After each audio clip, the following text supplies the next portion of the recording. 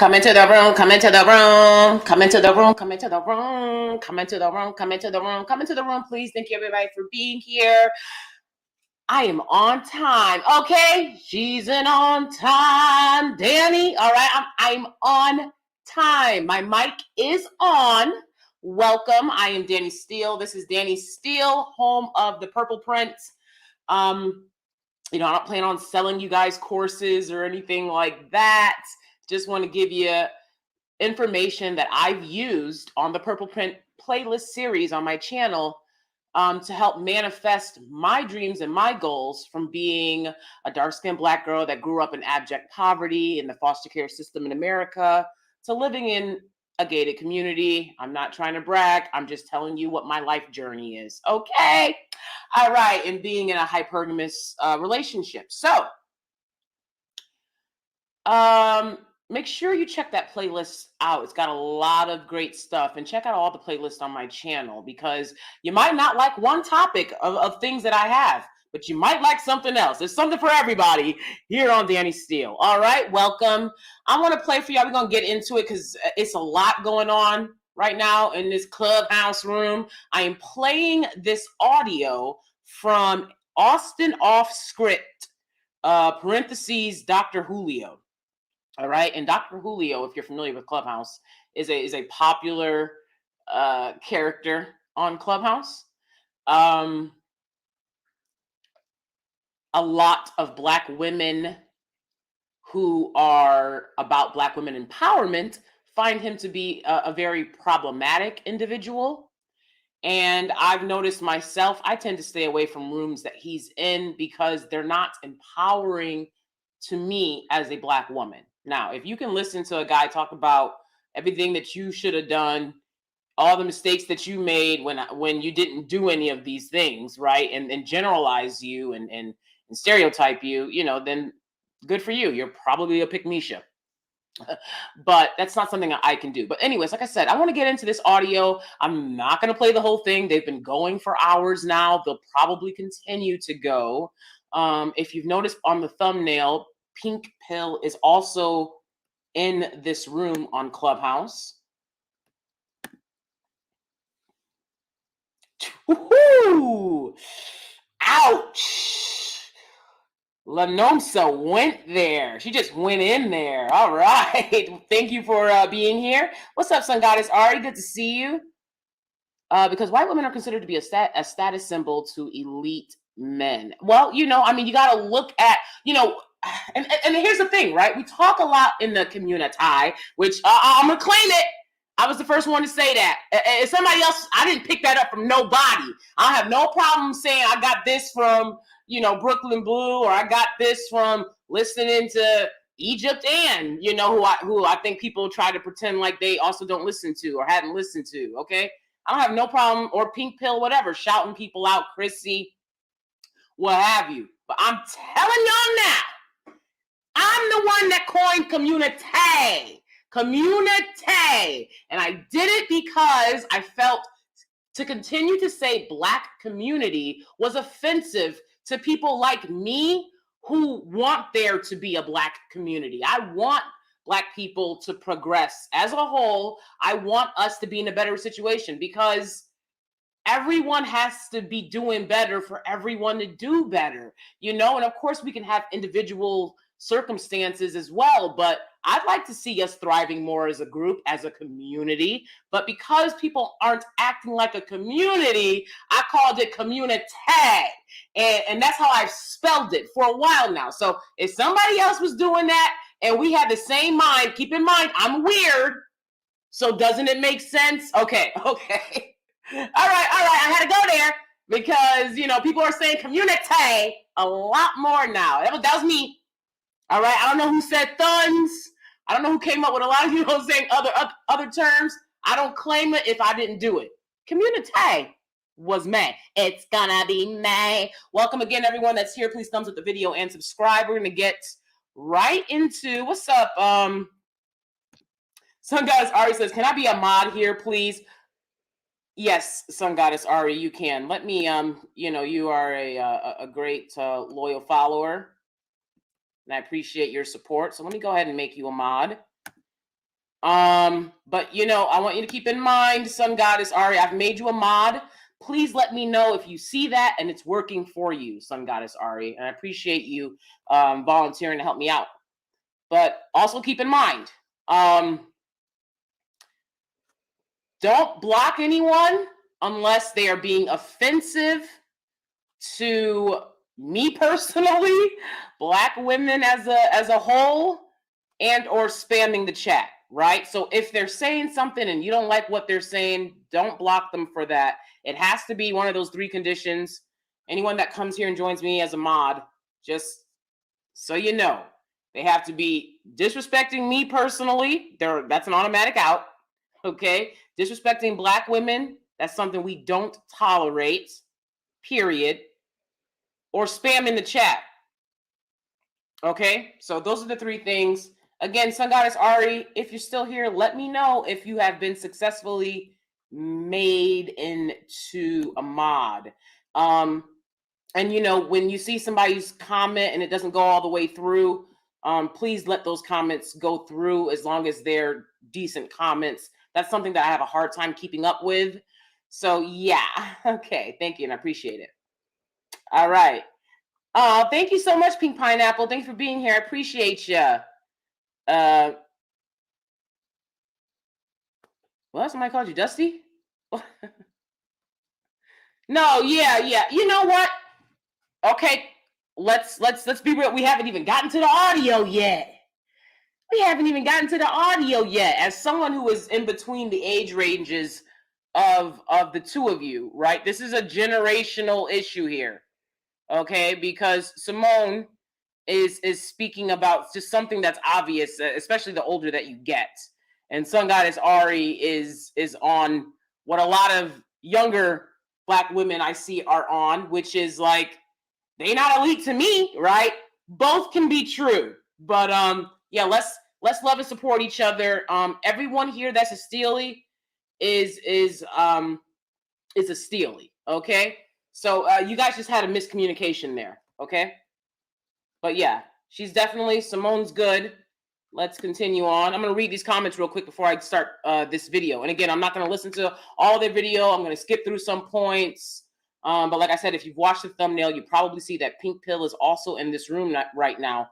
And from the sounds of it, I'm just being honest about what I'm listening to. Okay, this is content. And sometimes people try to take this to a personal level. Let me be clear. This shit will never be on a personal level to me in terms of when I'm dealing with content. Okay? Content, the content of what I create on YouTube. This is YouTube. This is the internet. This is the interweb. Okay? So it's not anything, if I don't know you and we haven't interacted, on a friendly level, then it's just content. So again, I noticed that Pink Pill's in this room, and I've been listening way more than I should have, but I'm trying to review it and talk through it with you guys. That's why I'm listening. And I got bored. Okay, I was bored. Okay. Anyways, and it sounds like she supports this guy. So I want you guys to keep that in mind. It sounds like at the end of the day, I mean, she is a moderator on the stage right now. So keep in mind, the guy that's the host of this room, Dr. Julio, and again, I'm playing this from his YouTube channel. I'm not playing it from Clubhouse. I'm playing this audio from his YouTube channel where he's currently also streaming the Clubhouse. It sounds like they're, they have a rapport, and one of the reasons why I love the group of Black women content creators that, we go to each other's channels and we're about Black women empowerment, and we're about divesting the right way, and we support each other. And one of the things that I appreciate about that, and that's why I tell you guys, don't jump on each other in the chat, have a little patience with each other. Is because I find it so bizarre how people will say, they'll say they're here to support, but then when it comes to other content creators, you only see them supporting, people that are not in their image. Black women say, I'm here to support Black women, but They'll be supporting, a lot of black male content creators because that's who black women want to see and that's who black women want to listen to, right? Even if you don't consider yourself black male identified, remember, I don't know that Honest Truth guy, if he still has a channel, but y'all was listening to the Honest Truth. You know what I'm saying? Like, do you really think you're going to be able to situation yourself in the real world to have a man paying your bills and you're paying these dudes bills because black folk like the space better when it's a black man saying it? Don't matter if he grew up in the suburbs his whole life and don't even have much experience with y'all. Don't matter that he's dating a biracial or non-black woman.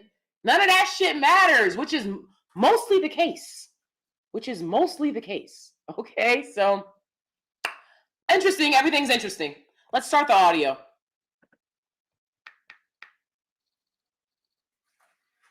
I have a question. If two people are able to find love and happiness together, that should be cherished no matter what color they are. But let me ask the panel this. This is a question. So please don't get in your feelings when I ask it. Well, fuck it, get in your feelings. I really don't care. Does it seem to anybody but me that a lot of these interracial relationships, there's more to it than just love? Usually when you see people involved in these relationships. Okay, pause. So this is something that I hear black people who don't like interracial couples, right? I saw a thread on Twitter. And for some reason, they were like, show us your white boyfriend, okay? This Twitter thread had pictures of black women showing their predominantly white boyfriends or non-black boyfriends. Guess what? It also had non-black women of color showing their white boyfriends and husbands. Guess what? It also had black men who are in the LGBT community showing their white boyfriends. So it was a lot of different people contributing to this thread with their pictures of their non-black boyfriend. I don't know why the person asked for it when they asked for it, but it is what it is. You guys are young, you're having fun. Okay. Why everybody's dragging the black women in the comments? This is on Twitter. And then everyone's dragging black women and they're saying, oh, don't they all have a look? That's garbage. That's garbage. Because look at the football player. That fine behind starts. I think his name is Travis or something. That fine behind football player with his black girlfriend who's brown skin. Okay, I would call her brown to light skin. Okay, she has usually her natural hair. She's very fit. She's very gorgeous. There's just so many different looks to these women. And one of the things that they did have in common was that they wore their natural hair. And I've told y'all before, the fact that you could bend over backwards, they lie, they say they don't like wigs. The lie detector test determined that that's a lie. You wear your natural hair and you will not get bothered by these dudes. That's one thing I love. I told y'all, I was in New York City with my natural hair out. I was kissing my husband. I saw a black guy driving a truck and he couldn't keep his eyes off of us not because he's like, oh, what's this black woman doing with a white man? Because he wants to know, why would a white man want a black woman with natural hair? Right? So also when I'm in New York with my natural hair, black men don't tend to hit on me. It's usually other men of color, non-black men of color, right? And let me tell you something, they in the big Jeeps, they in the Cadillac Escalades, you know what I'm saying, wearing a turban, those type of dudes in the Middle East and Pakistan and India. Those are the guys that tend to hit on black women with natural hair and white men. Anyways, so this thread had so many different looking black women, but they went and found the nerdiest black women to be like they all have a look. They all have a look. And it's just like, why are you guys so jealous? Like, why are you focused on that? When Everything is black love, right? For black people, it's black love, black love. I never take away from that shit. I don't jump in being like, why it's not interracial love? I don't put, they were flooding, they were trolling this thread on Twitter with pictures of black couples or pictures of white men harming black women or pictures or videos of Lawrence Smith Fields. You will not find this dysfunction in any other community.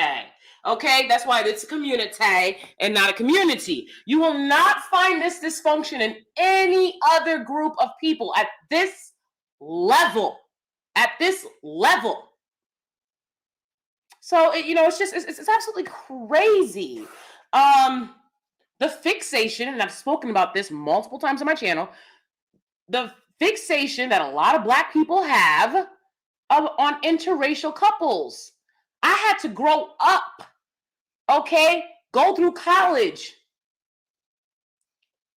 watching black guys date white girls. Nobody said nothing.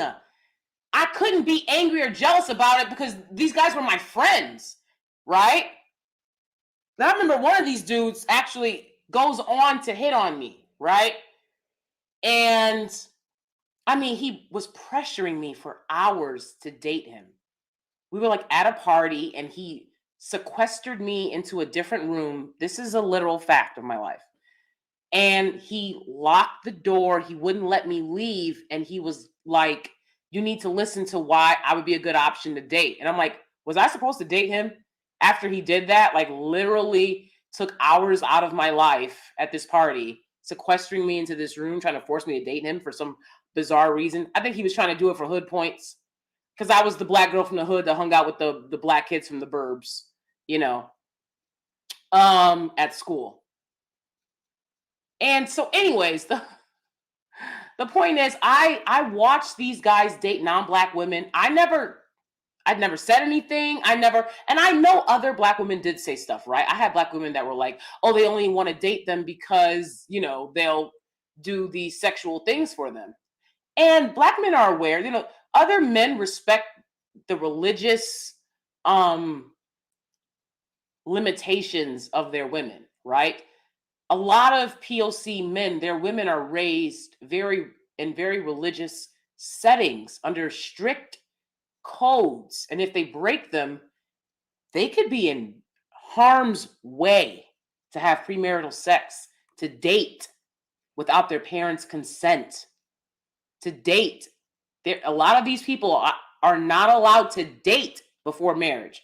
Their parents assign the marriage the end, right? And they could be in serious trouble if they break that. Could you imagine how dysfunctional it would be if these women were having to live under those conditions and the men in their group are like, no, let me hit it. Let me hit it or you're not black.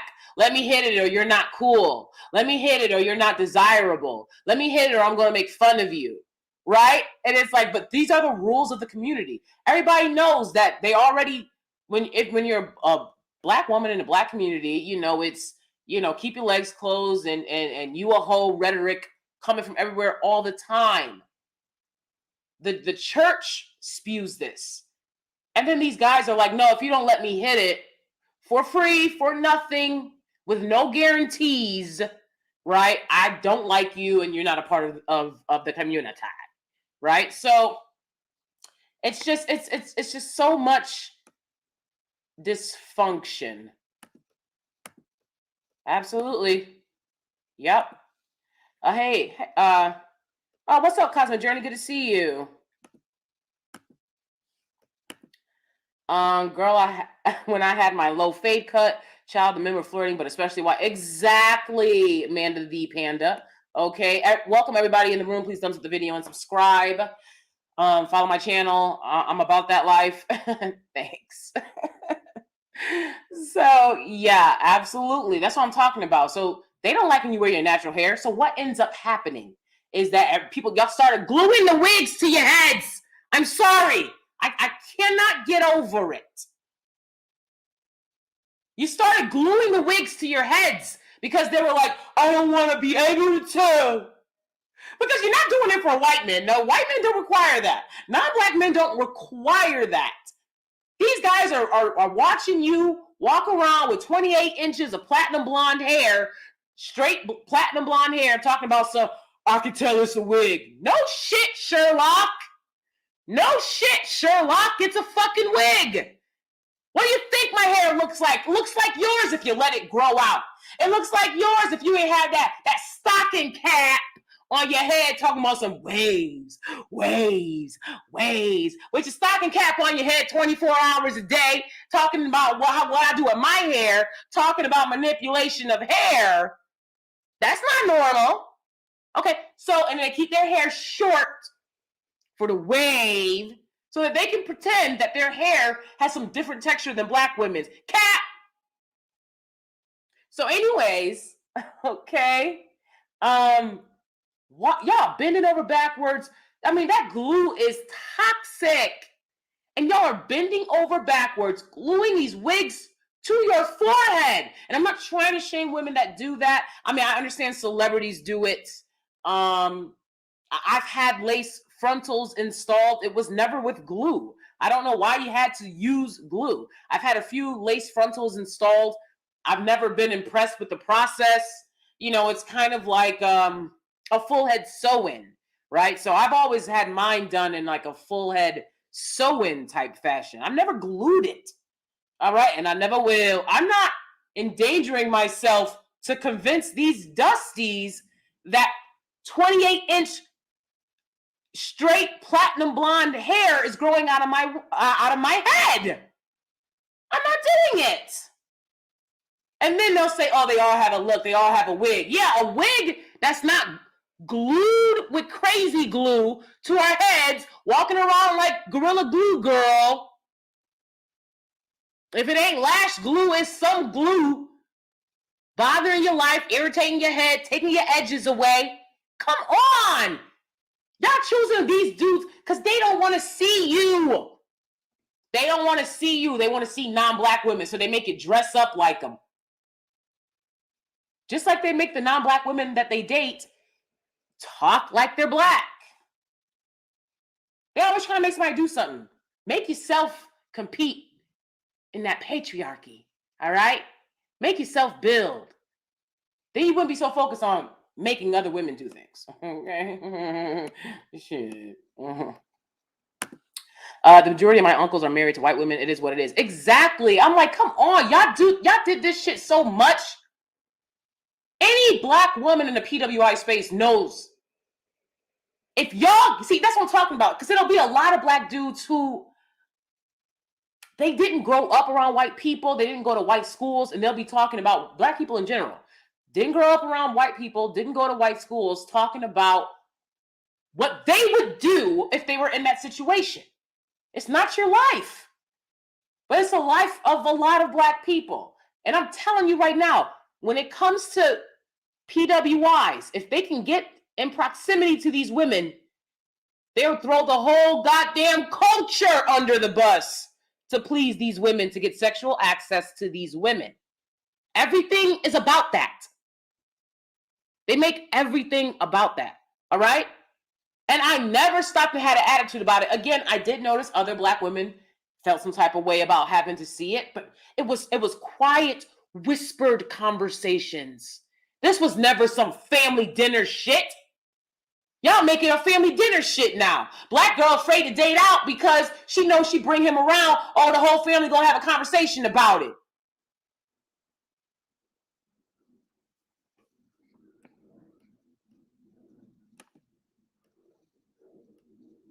Natural. Exactly, Black Widow Road. They don't respect the boundaries that a woman who is not part of the dominant society has to follow to be considered good. They hurry up and have sex with me. I want you to have my baby. I don't know who falls for that. I'm sorry. I mean, you must not have watched a TV show. It didn't take 5 minutes of me watching TV to see that shit was a setup. I want you to have my baby. Anyways, men of other cultures aren't doing that. You know why? Because the fathers and uncles and brothers in those cultures will go meet that dude at his door for violating the woman in their family. Okay? So instead of here, where we have a culture where they're scared of each other. They're scared of each other. That's why they always pick on the women and children. It's very sad. It's very sad, but they are afraid of each other. Obviously, they're afraid of other men. That's why they don't want to compete on a global scale. And they're afraid of each other. At the most, you'll see them having these YouTube social media conversations about the dysfunctional ones. The dysfunctional ones, whom I call the dusties. Okay? Dysfunctional men, dusties. That word was coined, I do believe, by Shira Seven, who's married to a dark-skinned black man. I'm pretty sure she didn't use it to refer to all black men. But again, if it triggers you and it makes you watch, then I've won, without a doubt. Okay? I'm going to talk about this later, but guess what? Everybody knows that if y'all get triggered, that's the win-win. All right? That's why these fashion shows will put nooses as ties. Everybody knows to trigger you is to win, because you're not going to spend your energy on progress and positive things. You're going to spend it on what makes you upset, what triggers you. So sad, but if you refer to yourself as a dusty and the word dusty triggers you, then I've won. And I don't feel sorry for you. And that's your motherfucking problem. Okay, so anyways. Okay. Cosmic Journey says, I hate do-rags. Right. I'm sorry. I do not like do-rags. To me, do-rags, because it's so funny, we have this conversation. Oh, black women are wearing bonnets. Y'all not gonna say nothing to these dudes wearing do-rags for 3 decades now? They've been wearing them for 3 decades. My daddy wore a do-rag, and I've seen the black men around me in my family and on the streets, they're still wearing do-rags. You've worn them for 3 decades now. There was never a conversation. There was never a, let's talk about respectability. Let's talk about how we present in public. They didn't got do-rag shops. Are you kidding me? Are you kidding me? The do-rag should have been something that y'all wore overnight. But see, when you don't have a job, you're not on a schedule, and you ain't got nowhere to go, now all of a sudden the do-rag is 24 hours a day. See, when you notice the effects of wearing it for 8 hours, then you start to say, oh, what if I looked like I didn't have African textured hair at all? So I can walk around all day jobless, making fun of black women, wearing my do-rag. Okay? So like I said, some of y'all, it got a little too tight, and it cut off that brain circulation, all right? Cut off the circulation in the brain. Loosen it up, all right? Start embracing your roots. Y'all sitting there talking about hair weaves and makeup, and you're wearing a stocking cap for 24 hours a day. So you don't have to come to grips and come to terms with your hair, your own hair. Keeping the hair cut short. They don't want to deal with more than 1 inch of that hair. That Negro Afro-textured hair, that 4C hair that is on their heads. Then they sit and play games like it's not on their head and be like, oh, black women, I got 4C hair. Like, y'all sound dumb as hell. That's why I said, you can come here and be on your feelings all you want, but the bottom line is, I don't care, because if you're not winning in society, your opinion doesn't matter. It doesn't matter on the streets. It doesn't matter where I'm at. It don't matter. Okay, so save it for someone that can be easily manipulated, because it ain't me. Black women get BBLs and lace fronts for black men. Yep, that's true, Black Widow Row. I'm not shaming black women at all, but we know what gays they are catered to. It's a status symbol in the black community to get these extreme surgeries and tons of weave. Yep, absolutely. Absolutely. I saw a girl gluing her wig down over. Oh, I'm done. I'm done. That, Manda, V Panda, you've just triggered me. You've just triggered me. Oh, hold on. We got super chats. Hold up. Hold up. Thank you so much, Mocha Mommy. It's good to see you. Thank you for this super sticker. I appreciate you. Appreciate y'all support. I've been binge watching your videos. It's really helping me. I'm trying to improve myself slowly. Thank you for your positivity and honesty. Thank you so much, Cosmic Journey. I really appreciate it. And thank you for that pound, mate. Okay, sorry. That wasn't even, I was trying to go London, but it went Australian. I'm going to keep working on it. But thank you so much, Cosmic Journey. It's good to see you. And thank you so much for your super chat. Mocha Mommy, I'd like to make you a moderator as well. If you'd like to be, let me know, please. Thank you. Appreciate it. If not, no worries. You're so busy. Like, I should have even asked that. You see what I'm saying? Because I hate asking somebody for labor because you know that they're, it wouldn't be on some like responsibility-ish. Just if you're interested. I believe you asked me before if I had mods. So I just started assigning mods. If you're interested, please let me know. If not, no worries. Like I said, you're busy. You ladies are busy. I appreciate you so much for being here. So yeah, I gotta get into the rest of this audio. Okay, so let's continue with the audio. They're preceded by something of trauma. Usually when you see people involved in these relationships, they're preceded by some degree of trauma or some degree of bad experience that they've had in the Black community. Maybe not in every case, but in a good majority of these cases, men have had whatever experience, whatever bad experience they've had with their mothers, or whatever bad experience they've had with rejection from some chick on the block, or not fitting in to the quote unquote Black archetype, the standard Black archetype. I call these people racial refugees and cultural exiles. I would. Yeah. I would like to. Let me finish. It's a question. It's a question. Okay. Secondly, if it's the women, it's a bad experience that they had with Black men. Either the absence of or the inability of a Black man to be responsible as it relates to them, or it's usually when you peel back the layers of what they will represent one thing in public, but then when you actually talk to them and peel the layers back, it's, well, I didn't fit in the Black community. Well, I had a Black man do this to me, and I had a Black man do that to me. And so now I'm over here with white folks, Mr. White folks.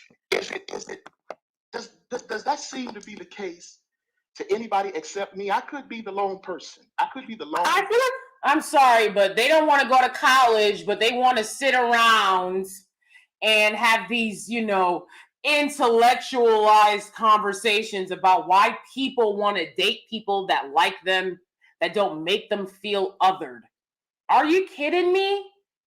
I mean, this guy has, what you're saying is common sense, bruh. It's common motherfucking sense. You act like what you said was no, bruh. Yeah, common sense will tell you that I'm going to go hang out with people that like me, that want to be around me. Period. And everybody knows that when you start doing better for yourself, when you start thinking outside the box, you don't even have to be doing better for yourself. I was struggling for a lot of years, and I'll never say, the Black community didn't accept me. Because what are you talking about? You act like there's some country club that Black people go to. And then, when you don't feel accepted by Black people, you knock on the door, and they don't let you into the Black country club. Y'all ain't doing shit to be accepted. You can not feel accepted and still be at the barbecues, the church. That's how you not feel accepted, because you're around these people, and they act like they're like shutting you off, like, you didn't feel accepted because you weren't one of the cool people. There are no cool people, okay? There are women that you pedestalize, men that you coddle, and y'all all living in the hood in the same circumstances. So let's cut the cap with this idea that, they were mad because they were invited to the Met Gala for Black people. Like, what are you talking about? You act like y'all got something that nobody can get. Everybody can get access to this shit. That's why they steal the whole culture. Y'all let them steal the whole culture, giving out your N-word passes. Please thumbs up the video and subscribe if you're in the room. Thank you.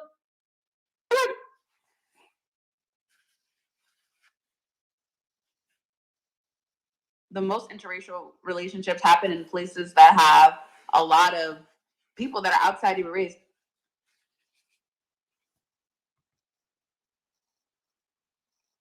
Can be true at the same time. And but People there, so I think it.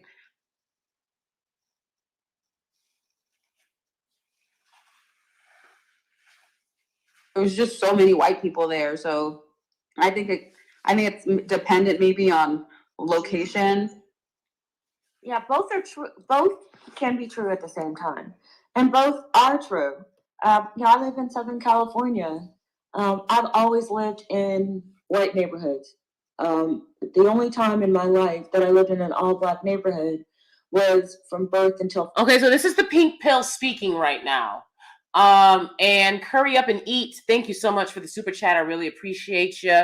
Appreciate y'all for being here. Again, please thumbs up the video and subscribe. Right now, this is the pink pill speaking on her experience. So let's continue listening. 5 years old when we lived in South Central LA in the 70s before it got to be South Central LA. And so you're around people you're in proximity with, and you go to school with them. They're your friends. You know, you're going over sleepovers. You're going on trips with them. Like my kids go on vacations with our neighbors. They're all white. They go, you know, they've got vacation homes in Mammoth. They take them skiing. You know, they have vacation homes in, you know, lake, whatever. There's some lake nearby here.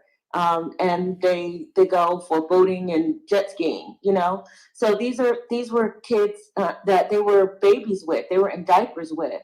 So it doesn't have anything. It's based on proximity. If anything, they would have to go out of their way to find Black people to date in the area that we live. I think all excuses. There's no on this planet where brown melanated people are the majority. There is no way you could tell me you've dated every single Black man on the planet or every single Black woman on the planet. All right, so now we have a Leah Gavinci speaking, I do believe, and it's giving vintage Pygmisha. It's giving vintage Pygmisha for sure. Yeah, let's continue listening. You're that traumatized. I call it self-hate in a lot. Well, No, not you. That's not what I'm. I didn't finish. No, everybody's giving the I experience. wasn't finished. Hold on. Everybody's answering Tony. I'm not speaking directly to you. I know. I was answering Tony as well, and I wasn't. For me, this is my experience. It's not facts. This is my experience. To me, there is no way on this God green earth that they got so many Black women and so many Black men out here that I feel the need. I don't care where I'm living, to step over to date anybody else but a Black man, or to encourage my sons to date anything but a Black woman. Because for me, dating, procreating, having a family, I look at it as what can me and my family and my lineage do for the Black community at large. There's no way I'm filing taxes for millions of dollars and doing all type of shit to give it to my sons for them to give it to anybody else but another Black woman. That's just me. My obligation. Stop responding to me. Hold on, I'm speaking in general. But I wasn't done. Can we do that? I think this is a woman actually. And like I said, that's why I said this sounds like a vintage Pygmisha here. And yeah, so she's interrupted Pink Pill, which is one of the reasons why I don't like being on these clubhouse rooms, because they don't understand decorum. And on Black Clubhouse, they don't understand taking turns and stuff a lot. It's a lot of bullying or, you know, talking over. Or they don't understand how to be on a page. Anyways, this Black woman is talking about, like, you have a completely different experience than her, and you've butt in to be like, I don't care what you just said. You should be dating Black men no matter what, because there's no excuse, because the world is majority Black and brown people. You know, they're including white Asian people when they say Black and brown people are the majority of the world, right? You do know that, right? They're including Asian people who don't consider themselves, most don't consider themselves to be brown. Okay? Anyways, well, the world is mostly black and brown, but America isn't. All right? And the world is mostly colorist, and the world is mostly racist. Okay, so the rules don't change much as you go around the world. This sounds like I don't know this woman at all, but she sounds like she's a single mother to 3 sons who haven't become of age yet to start dating. Okay? And or if they are dating, she don't know who they're dating, because when they're not going to date black women because you told them to. They don't do that. They're going to date the lightest, most distant from what you look like woman they can get their hands on. That's what they're going to do. They're not going to be like, oh, let me date this black woman because mommy says. They're not going to do that. So I think her sons are not of age yet for her to understand that. Also, you didn't grow up around white people. You don't live in white communities. You're not listening. She just comes in with her black male identified talking point. Lady, as Pink Pill was trying to explain, lady, her kids are all around biracial POC kids and white kids. There's very few black kids around them. So, yeah, of course, they'll probably be friendly with the black kids, but I was a black kid that was of the few at my school. Like, yeah, I was friends with most of the black people when you're like when you're in grade school, right? Because I went to PWI grade school and college and undergrad and grad school. Okay. Yeah, you're mostly friends with the black people there. But the bottom line is you got like 3 or 4 friends. There's like literally like there could be like 10 of you total in a year. I don't have to date one of those 4 guys that I'm observing chasing non-black women, one of those 4 guys in that group who I'm friends with, even though all of their jokes are about making fun of black girls and black women. I don't have to date one of them. So what are you talking about? So who am I supposed to date? Where are you supposed to go?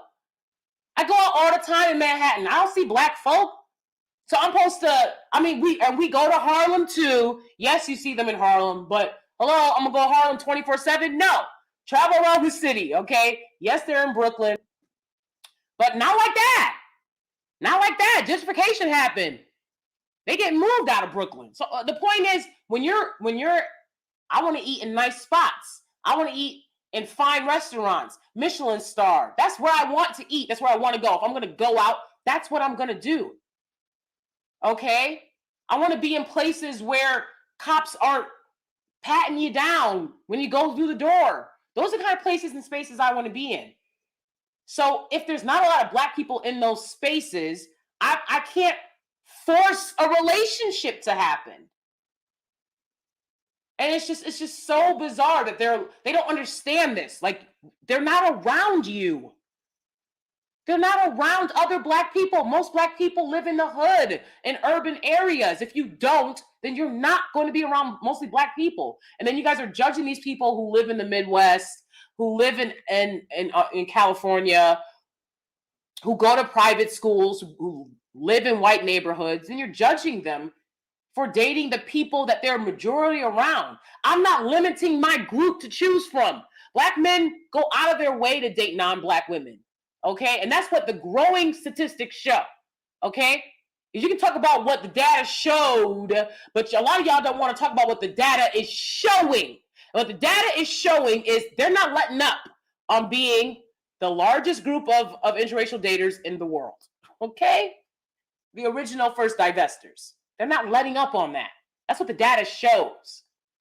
I'm not going to go out of my way to try to get one of them to date me. Like, no, I'm going to open up the options. Anybody in this space who is of quality that I'm interacting with, look, I don't believe in online dating. Tinder swindler. Okay? I don't believe in online dating. I believe in knowing somebody in real life and assessing them real life. Not you building a picture of who you are online. No. So anyways, in their real life options, they don't have a ton of black people to choose from. And if you aren't in that situation, you don't understand that situation. Instead of acknowledging you don't understand the situation, you're like, this is being black. No, the fuck it ain't. I grew up watching dime bags, nickel bags, all types of fucking foolery going on around me. So if you didn't grow up and you didn't know what a dime bag and a nickel bag was, you not black? Now I'm gonna put that standard on people? Huh? To keep it hood? Keep it street? Keep it gully? No, I don't expect most people to have seen that growing up and to know what that shit is all about. Crazy shit. I've seen some crazy shit. It didn't get more hood. But I don't hold people to that standard and say, you didn't grow up hood. And there'll be a black person from the suburbs who's in their black love situation. Good for you. Great. I'm happy for you. That's great. Can you be happy for me? Who will try to tell me? It happened to me once. I was working as a waitress. Okay, years ago. I was working as a waitress. And a black guy was on a date with a black woman. Okay. And, you know, I was basically like this obviously, you know, people think that I grew up in the suburbs when they encounter me a lot. Other black people think I grew up in the suburbs, that I'm trying to be white or whatever, just because of my voice alone. Whatever. You know what I'm saying? The reality is I grew up more hood than most black people. I grew up poorer than most black people. This is a statistical fact of how I grew up. Okay? Talking about the syrup sandwiches. Okay? Talking about doing everything you can to survive. Fuck out of here. So anyways, suburban black people all the time will do this to me, where they'll be like, you're dating interracially, you're not black. Oh, your suburban ass is blacker than me because you're dating a black person. Look, I don't care. If that's what it takes for you, if that's what helps you sleep at night, then you get a cookie, you get the crown, okay? All I know is I'm gonna stay black. I'm still gonna get invited to the cookout. I'm still gonna get the invite. Yes, I am. I'm still gonna be in spaces being black and being treated black. And melanin's going to be popping. Shit don't never stop. So, but okay, your little fucking stupid rules, right? So this guy was talking about Rochester, and she's like, "Oh, you from Rochester?" His date, she's like, "Oh, you from Rochester?" Like she was like, you know, she was like Taraji. I'm gonna use older women. Like she was like more. I would say she was more like young Miami, but this is upstate New York, okay? But she was like a young Miami type of upstate New York, and I was giving suburban black, okay? That's what I was giving, I guess, in my waitress uniform, speaking in my professional voice. Hi, welcome to this restaurant. How can I help you? Right? Trying to be professional, trying to give them the same service I give white people, which most black people don't do. Most black people want to be Uncle Ruckus on the job, get off the porch. They want to be Stephen from Django on the job. I don't do that. I don't do that. And then this guy was rude to me, right? So she's like, "Oh, where are you from in the city?" I was like, "I'm from here." She's like, "Oh, where are you from?" And he was like, "She don't know nothing about it." This dude jumped in. He was chubby. Okay? He had a belly. Why y'all want to sit there and talk about black women all the time and what we weigh? Anyways, this chubby dude, and he was sitting there looking like an educated lame. That's what he looked like. He looked like an educated lame. I was like, dude, you look like an educated lame. Like, you look like you're mad because black women chose the hood dudes. I'm like, I'm here saying I've never chose a hood dude day in my life. And y'all know what y'all educated lames was doing? Chasing the light-skinned women that wanted hood dudes. So you get what you get. Anyways, this dude was like an educated lame type. And he butts in to finish my... she not from the hood. She don't know nothing about that. I started naming the roughest parts of the city. Like, this is where I grew up. I was like, yeah, you heard? Ah, right, I had to switch on him. But the bottom line is, bro, I don't have to prove shit to you. He looks so ashamed because you either were that poor to have to live on that side of town to know those fucking streets. A suburban black person from the city I'm from, upstate New York, would never know those streets. They wouldn't know them. Okay? You know how black people are. We like to draw streets. Okay? I was running them streets with my little black friends. That's what I'm talking about. They're like, you wasn't accepted. Listen, I've always been, you know, like, oh, she's weird. She's kind of goofy. Black people were like, oh, you're goofy. You know, you're different. But that didn't me from running in the hood streets with my little, doing hood things with my friends, just like any other black kid in the hood. So y'all act like there's like some club and you're like, you weren't a part of it and that's why you're mad. No, it's this, I've hung out with y'all. We're running from bums together. We used to run from bums. Okay. To be fair, like we were kids, okay? And bums were scary, right? So on the train tracks, throwing rocks, doing really ghetto shit, playing basketball with a milk crate nailed to a tree, playing curveball, playing motherfucking curveball. You heard? Okay? I never got turned down from a game of curveball. It never happened. So stop with this idea that you weren't invited to the game of curveball and you couldn't play basketball with us with the milk crate hammered to a tree, and that's why they met. Like, you're not doing anything special. Everybody can get access to y'all at any point. It's not difficult. You're not like other communities that gatekeep their communities. Anybody that wants to be around y'all can be around y'all. So what are you talking about? The point is, you're around these people. You playing curveball. You winning games. All right? Foosball champion in the Boys and Girls Club. But still, they're trying to other you every chance they get. It's always a joke on you. That's the kind of shit. You're black sheeped by your family. You're scapegoated by your family. That's the kind of shit that gets exhausting. Okay? So that's what people mean when they say, I didn't feel like I belonged. Okay? And the reality is, if you've had any type of different thought within your head, you probably felt like you didn't belong in the black community. Okay? It just is what it is. It's a very one-sided narrative that you have to abide by in order to be there. And that is a black male worshiping, black male identified narrative. That is a narrative that is at the expense of dark-skinned black women and black children. So yeah, let me continue. I'm just speaking in general to Tony and responding to his question. I understand that, but I waited. Out anyone directly. Everybody gave their experience. Why can't I and not be interrupted? Come on now.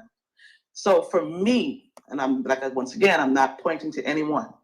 My first obligation as a black woman is to the black community. My son's obligation as black boys is to black women. What I'm wrong. No, you don't know what your son's obligation is. You think that's how everybody's raising their kids? Even if they were, they don't abide by this. They do not abide by this. So these women think that their sons are going to live for them because they're choosing to live for their sons. You see the dilemma? Okay? You must only live for yourself. And that includes if black men want to date out. That's how I honestly feel. If they want to continue to date out, you pay the price of your broken community. At the end of the day, by all of the groups of people, it is on your shoulders. I think a lot of times they'll come to black women about it because they feel like they can't even talk to y'all. But let us be clear. The image of your community is on your shoulders. It's not on anyone else's shoulders. Dating, for me, I think community first. I think people first, especially when I understand the history of where we came from. I'm not going to go blindly or try to act like, we're not still in that system disguised in a different way. So my first and foremost obligation, my heart been broken before I got the person I'm with right now. I can't even count the amount of times I don't even have fingers and toes by black men, but it's still at no point in my life did my brain calculate, you just hear what she said? She's like, I've been wronged by them, can't count on fingers and toes, but I'm still gonna do the work to kiss their ass. That doesn't require work. It just requires complacency. It just requires being neutralized. You're not special because you chose to live for someone else. Black men don't live for no one but themselves. And if you don't understand that, you're not paying attention. It is because they only live for themselves that I decided, well, I'm definitely going to do the same. They only live for themselves. They don't not pressure women to have sex. They don't make sure they don't have kids out of wedlock. They don't make sure they maintain their marriages. They don't have a bunch of kids out of wedlock that don't know each other, living in different mamas' homes. They don't make sure that they have a job no matter what. If they don't like where they're working, if they don't like the woman that they're with, if they're not being praised 24/7, they're off to find a new broke aces that is going to give them that gratification. They're off to find it. Narcissism is a psychological issue with oppressed peoples. You have to understand that. So there is a narcissism problem here that these guys are suffering through. And again, the mentality is not of Western civilization. This idea that every man should have power and be praised, and at the total expense of your women and children. That is not a component of Western civilization. It doesn't sound to me like a lot of these guys want to live in Western civilization. It sounds like they want to live in a bunch of other areas that exist where, you know, a village has power and a bunch of rebel groups have power and the government has no power because they can never work together. They can never get on the same page. They could never prioritize their women, children, and families first. There's a lot of places like that that exist, and it sounds like they want this place, which is a Western civilization, to be like those places. And I'll be damned. I'll be damned. No, you want dysfunction? There's a lot of places you can go. This place is dysfunctional enough with the, you know, philosophies that we understand and, you know, understanding psychology. You notice how they don't bring up anything scientific when they speak. Everything's just jarbled, made up statistics and right, little made up facts and fairy tales and wives' tales. They don't have any intention on living in this society the way that they should.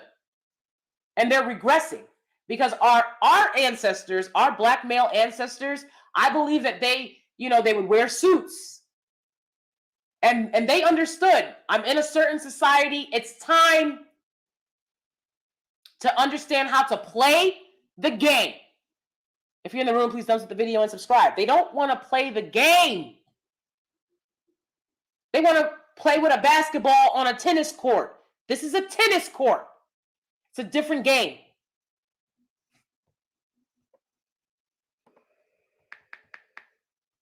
Let me try another one. And it's not Stockholm Syndrome. It's just for me, my obligation to my people, to my lineage.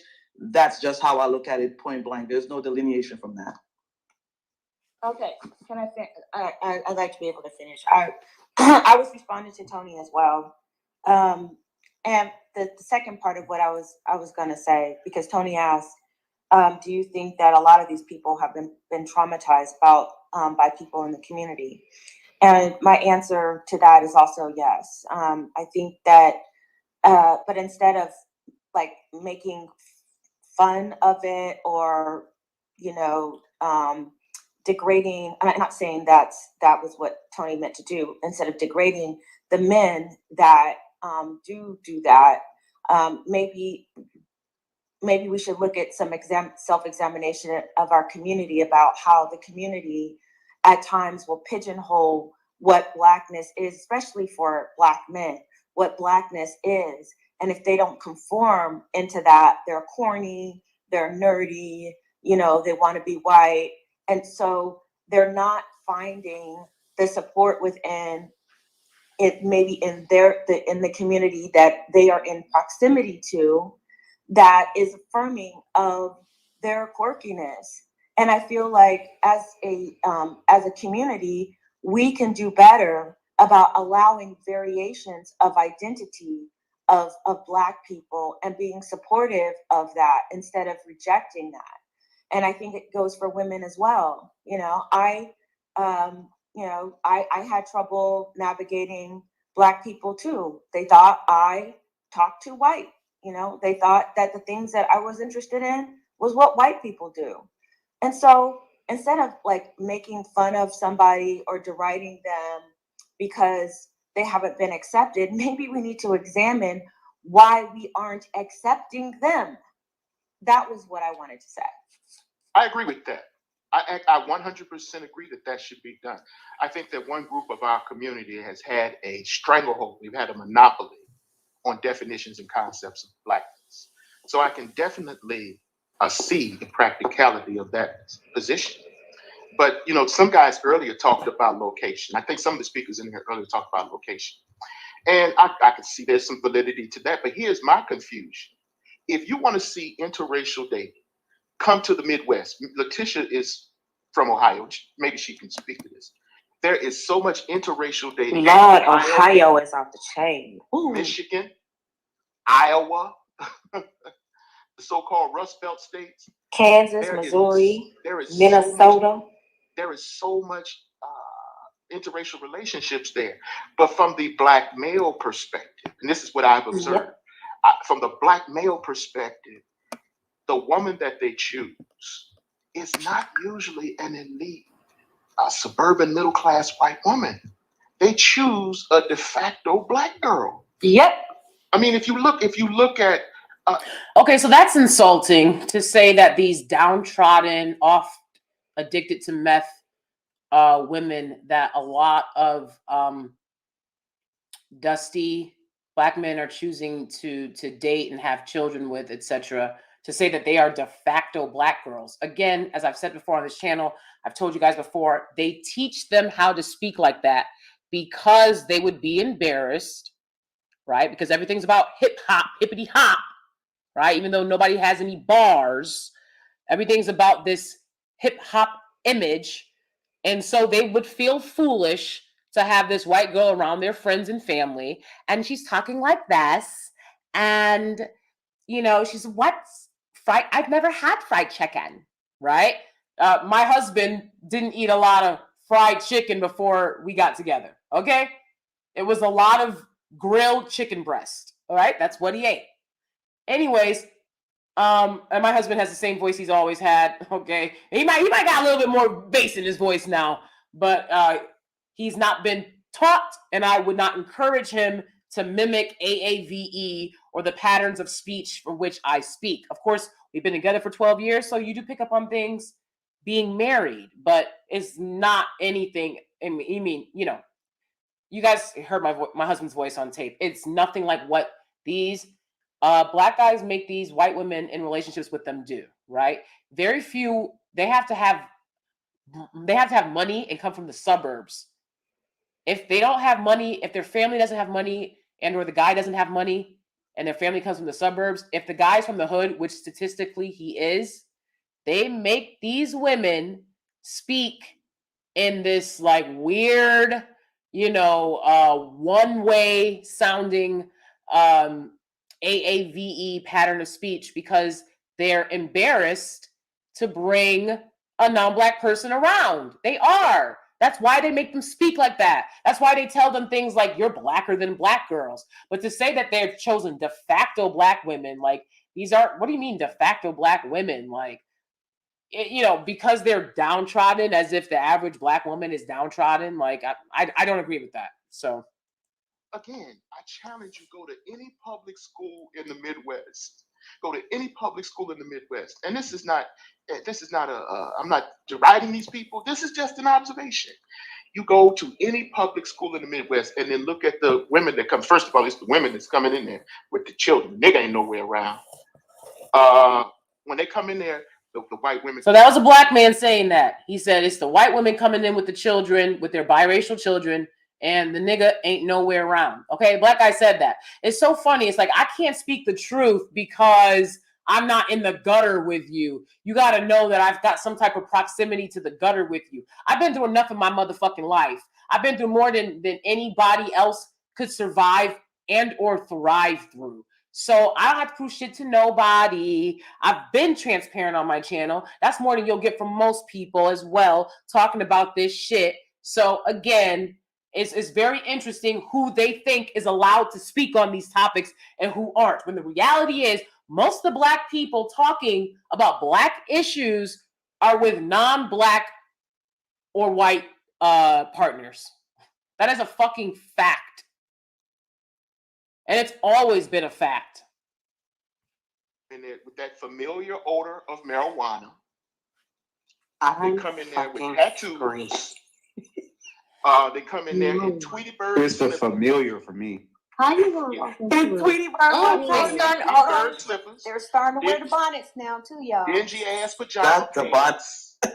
They got the camis sticking out underneath the t-shirt. Dingy ass pajama pants. Wait, so Different color. And the hair, Okay, so I want these preferences to listen up and understand when you think that you're coming into something grand and great because, you know, black women are jealous, according to these guys, right?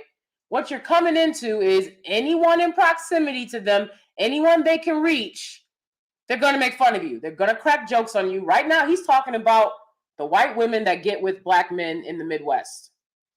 Okay? He's talking about his experience.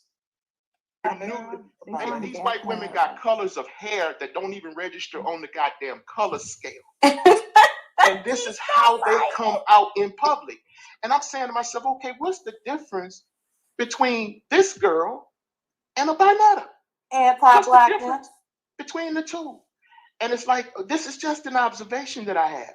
So even if we say, okay, well, let's expand notions of blackness. And I agree to that because fuck y'all, I like country music.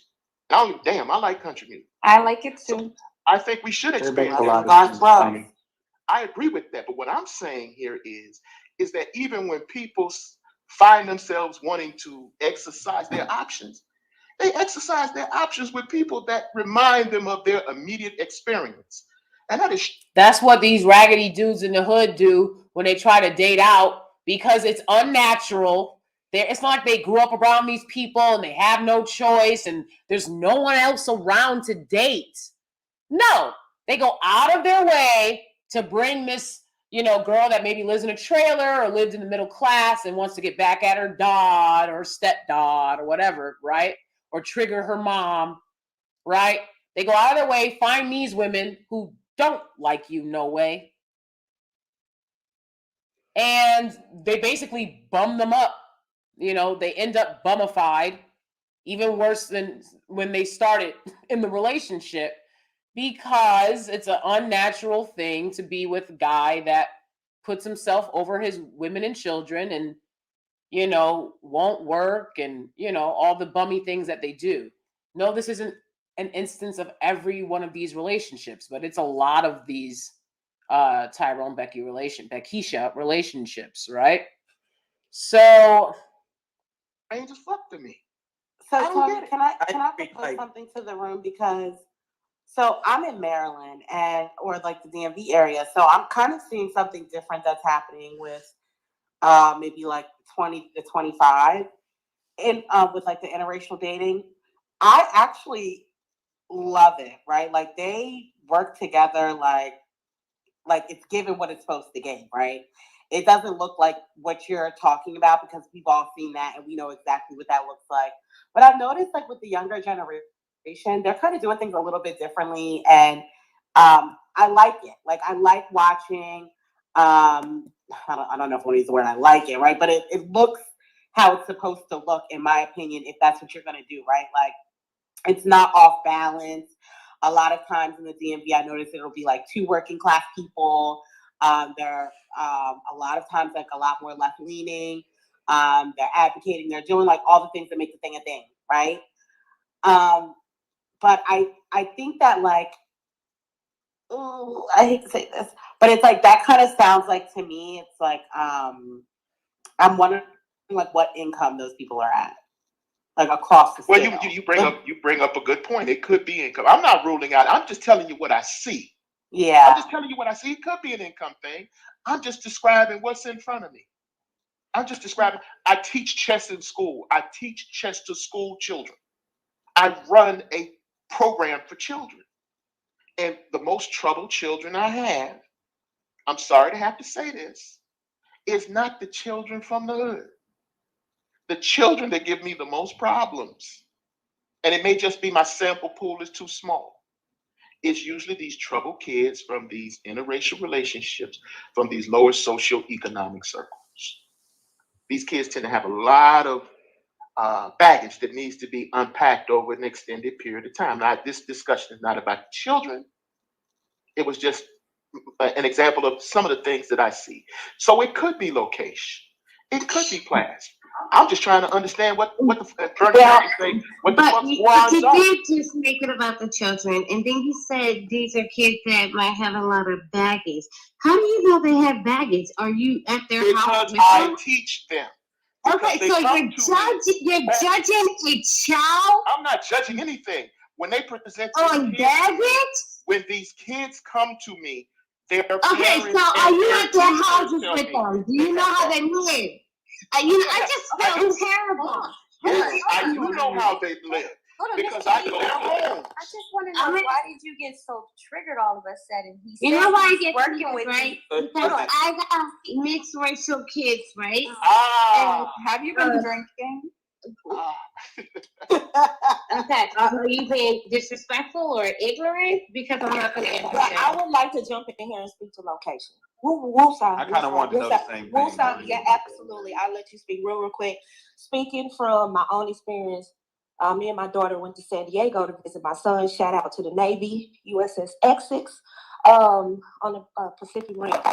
So went to San Diego. Let me tell you, location does matter. What I noticed a lot, and this is no shade to women in these areas, but what I noticed when there is a lot of exotic women. And just say it's 10:30 in the morning, so okay. Yeah, you definitely been drinking. Okay, girl, I would love to pour me a glass of wine. I'm not even about to sit up here and lie. I'm not talking over people. You welcome to come back up. No, you're not. I'm leaving her down. Leave her where she is. There it is. Okay. So Shout out to a submissive wife. That's what I'm talking Shut up, Con. What's up, Con? That man said, no, she not. I'm leaving her down. Nicole said, okay, anyway. I don't cross Tony. So anyway, what I can say, San Diego was very, very, what's the word? Diverse. Well, and I'm not into women, but gosh, those women were beautiful. See, if I was there, if I was there, Nicole, you have to I'm compete. there. Nicole, this is where I live. I can understand. Let me get my point out. I can understand if you're in Phoenix, anywhere in California, New York, Miami. I can understand why you feel like you need to expand your options. That's all I'm gonna say. Because, woo! And let me tell you, let me throw it. And she's talking about, this is a black woman talking about the non-black women that she's seen in New York or San Diego on the West Coast, in more diverse cities. She's saying that black men she's a black woman, I believe, married to a black man, but she's saying, oh, I understand black men wanting to expand their options if they're in these areas because it's a lot less black people, and the women there, the non-black women that she's seeing are beautiful. That's what she's saying. So just look at the attitude difference when it comes to how the community responds to interracial dating when it comes to black men doing it versus when black women do it. Now, a lot of times I'll see the guys saying, oh, it's not fair. You guys don't respond this way, but we're talking about real life, bruh. We're not talking about a group of young, there's a group of young black women who will go hard. Okay.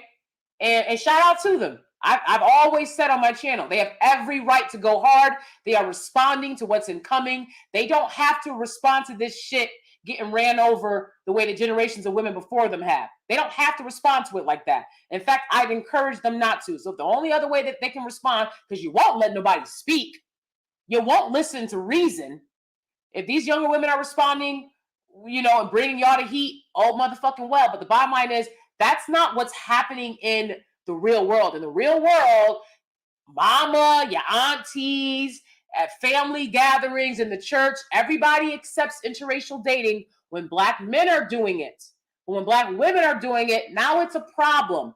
Now it's, okay, let's divide and break up the family because she's dating a white guy. especially when you're a Black woman in an interracial relationship and you've been the family scapegoat and you've been the family truth teller and you've been the family black sheep, right? They can't wait, cut your ass off, lest you keep coming around, reminding them of what they could accomplish. Let's continue. My son is in the Navy. Now he got promoted to E3 now. I mean, he's just a kid. But the sisters didn't want to mess with my son because he didn't make any money. But the white girl did. Now I'm gonna go back on mute with that. Did you hear her defending why her son had to date interracially? Said they didn't want it. Bitch, I'm sorry. I'm not trying to be whatever, man. Whatever. Okay? Bitch, okay. No one should have to deal with your broke son. So you see what I'm saying? They looking for you. Watch out, Becky. Becky, you in trouble, girl. Run.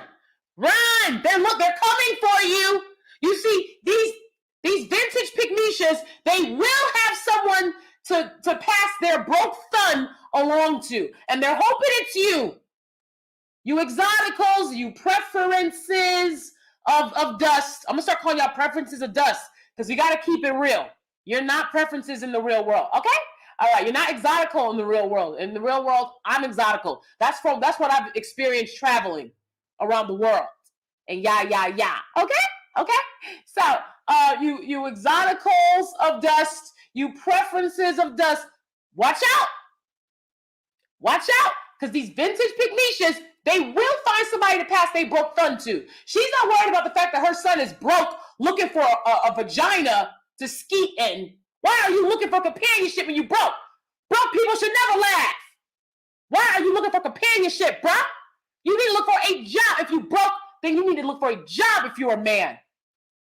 But you see how these vintage pygmishas think? You see what they do? And now they're coming for y'all. They're going to start brainwashing y'all. They're going to start making y'all think that y'all, you always see them doing it in the church. When these Black men date interracially, they'll bring the non-Black woman around. They love her. They'll show her more love than they ever show younger Black women because they're trying to condition you, get you ready, to take care of their broke son. They know their broke son ain't going to stop being broke. They want to condition you to accept this. Preferences and exoticals of dust. Please be careful. Please be careful out there. I care about y'all. I do. I really do. I wouldn't want what they put on us. Who would want that for anyone? That's why I warn my friends all the time. I let them know. I'm like, I'm going to give you game on what's going on here. So I'm giving y'all game. All right? Take care of yourselves out there. Because they're going to be conditioned. You ever notice how Black men's vintage pygmisha mothers and aunts and sisters are so much nicer to non-Black women? They know that they've lost Black women. Shout out to Gen Z and the millennials. They know that they've lost them to catering to dust. So they're looking for a new generation of Dustianas. They're looking for y'all. Y'all got it. Girl, you better, I don't know, get a PhD. Don't wear fake lashes. You're going to have to start doing stuff to let these guys know. No. This is a shield. Okay, I have a PhD. I have an Encyclopedia Britannica collection in my home. All right? Walk around with a book. The book is like garlic to these dusty vampires, all right? You just walk around with a book, some scientific book. Keep them back. I can't believe they coming for y'all like that. That's heartbreaking. But you know, that's the way it goes, you know? Tragic. Absolutely tragic. Who's this? I know you joking. Okay. I'm going to assume you are. Okay. Have you been here before? Mods, stay alert. Okay. Samuel says, I always wanted to date black women. I've never been broke since the age of 13. Always had a car and a license. They just never paid attention to me. I always chatted it up to the fact I sound white. Samuel, are you colorist? See, you got to do that inner work. Samuel, are you colorist? Are you colorist, Samuel? Because if you're colorist, then that's the experience you're going to get. There's no way that you can tell me that you were opening yourself up to someone that might not be instantly what other people want, but you see what I'm saying? You expect people to open themselves up to you. Because I was the same way. I was a nerdy black girl. While I felt a lot of pressure to have sex, I didn't feel they were taking dating seriously. Anyways, if you're colorist, if you're chasing the same women that all the dudes is chasing and all the dudes want, then that's probably going to be your experience. But there's no way you can tell me, if you were sounding white, that you were in some space where there was more black guys sounding white than black girls sounding white. If you were in PWI spaces and you sounded white, then there should have been black girls there. And if you weren't colorist and didn't want the cutest one, y'all always want the cutest one. But are you the cutest one? You know what I'm saying? All right. Well, thank you for being here, Samuel. All right. Hey, what's up, Sparrow? Exactly. All right. Yeah, I don't know what these exoticals of dust can do to keep them away, but there's always ways that you can keep them. I keep my PhD degree on the wall. All right. They don't even come in a 10-mile radius of the home. It's incredible. All my FedEx packages is getting dropped off on the corner. That's okay. It's like a dog fence. It's like an electrical dog fence for these guys. All right, that PhD. They feel something. There's a barrier. They don't know what it is. But they're like, zzz, zzz. They try to cross. They can't cross. They got to drop the Fresh Direct box off on the corner because they just can't penetrate that barrier. Okay? It's jokes. It's jokes. We got a lot of jokes. Jokes for folks. I was about to say, all these black girls and none of them wanted you. Who did you ignore? Exactly. It's just, come on, dude. Because I've been in PWI spaces. I've been told I talk white. And for every 15 black girls that were in those spaces, there was like 4 black guys. So what's up? What's going on? Got to do that inner work. Especially you can't play that on the Steelies. We're a little sharper than the average bear. Okay? We're the brightest crayons in the box, Steelies. And we're not obsessed with swag. You can't come over here on that. We don't care about all that swag stuff. We don't expect our man to be instant millionaire. We understand about work. We understand about vetting and discernment. And so what you're saying just is not adding up. Let's continue. You don't think the white girl... Nicole, don't do that. Hold on. Nicole. You think the white girl... Hold on one moment. Also, the shoddy audio, that's not me, okay? That's not me, okay? So sorry about that shoddy audio, but it ain't me. The white girl, hold on, because of history and white folks understanding, especially when it comes to the military, they understand the trajectory of one's life. Absolutely. For the military. Absolutely. My brother's in the Marines, and he was stationed in Japan for a while. A sergeant, he was doing his thing, and he was getting the white girls and the Japanese girls throwing themselves at him left and right. And I ain't got no shame to say. My mother told him, have your fun. When you get married and you're ready to settle down, you better get you a black woman. Period, point blank. I didn't send you to school to get an education. Even my brother that's a biochemist, right? For Coca-Cola for how many years? My mother told him the same thing. You are one of the elite black men. You're educated. You're making money. Yes, they did have problems younger, because they were so, studious, and they had the whole, education was, front and foremost. So they used to get problems with having girlfriends. But they moved to a different location. We moved from New York. We ended up in Atlanta. Then we went back to New York. Like, we traveled for a while, and that expanded, their dating pool to the point now where they are with black women. So for me, there is no excuse. If you really want a black woman, you can find one. Or you really want a black man, you can find one on this God's green earth. Okay, but can I just point out an example? Again, no. Wrong. Okay, wrong. Yeah, you can find them. What you want me to do after I found them? Make them marry me? Make them behave in a way that I want them to behave and that I'm accustomed to? I mean, well, you know what I'm saying? It's like there's a lot of programs in undergrad and grad school that you could be in that have very few Black people. And no, I'm not going to go out of my way to date a Black person. I've never had a Black person go out of their way for me. I'm just being honest. And I'm a Black woman who I had to raise my father's kids. I had to sacrifice my own childhood. I went out of my way for the people I love most of my life. No one returned that, except for my great-grandmother. May she rest in peace. Greatest woman alive. Do you understand that? They have some, these are talking points. These are vintage Pygmisha talking points. They just are. You're living in La La Land. Do a lot of other groups function that way? Yes. But this group does not, you know? And she said they are with Black women. Are they married to Black women? Anyways. Why where Black women go get it wrong and how we go left so quick.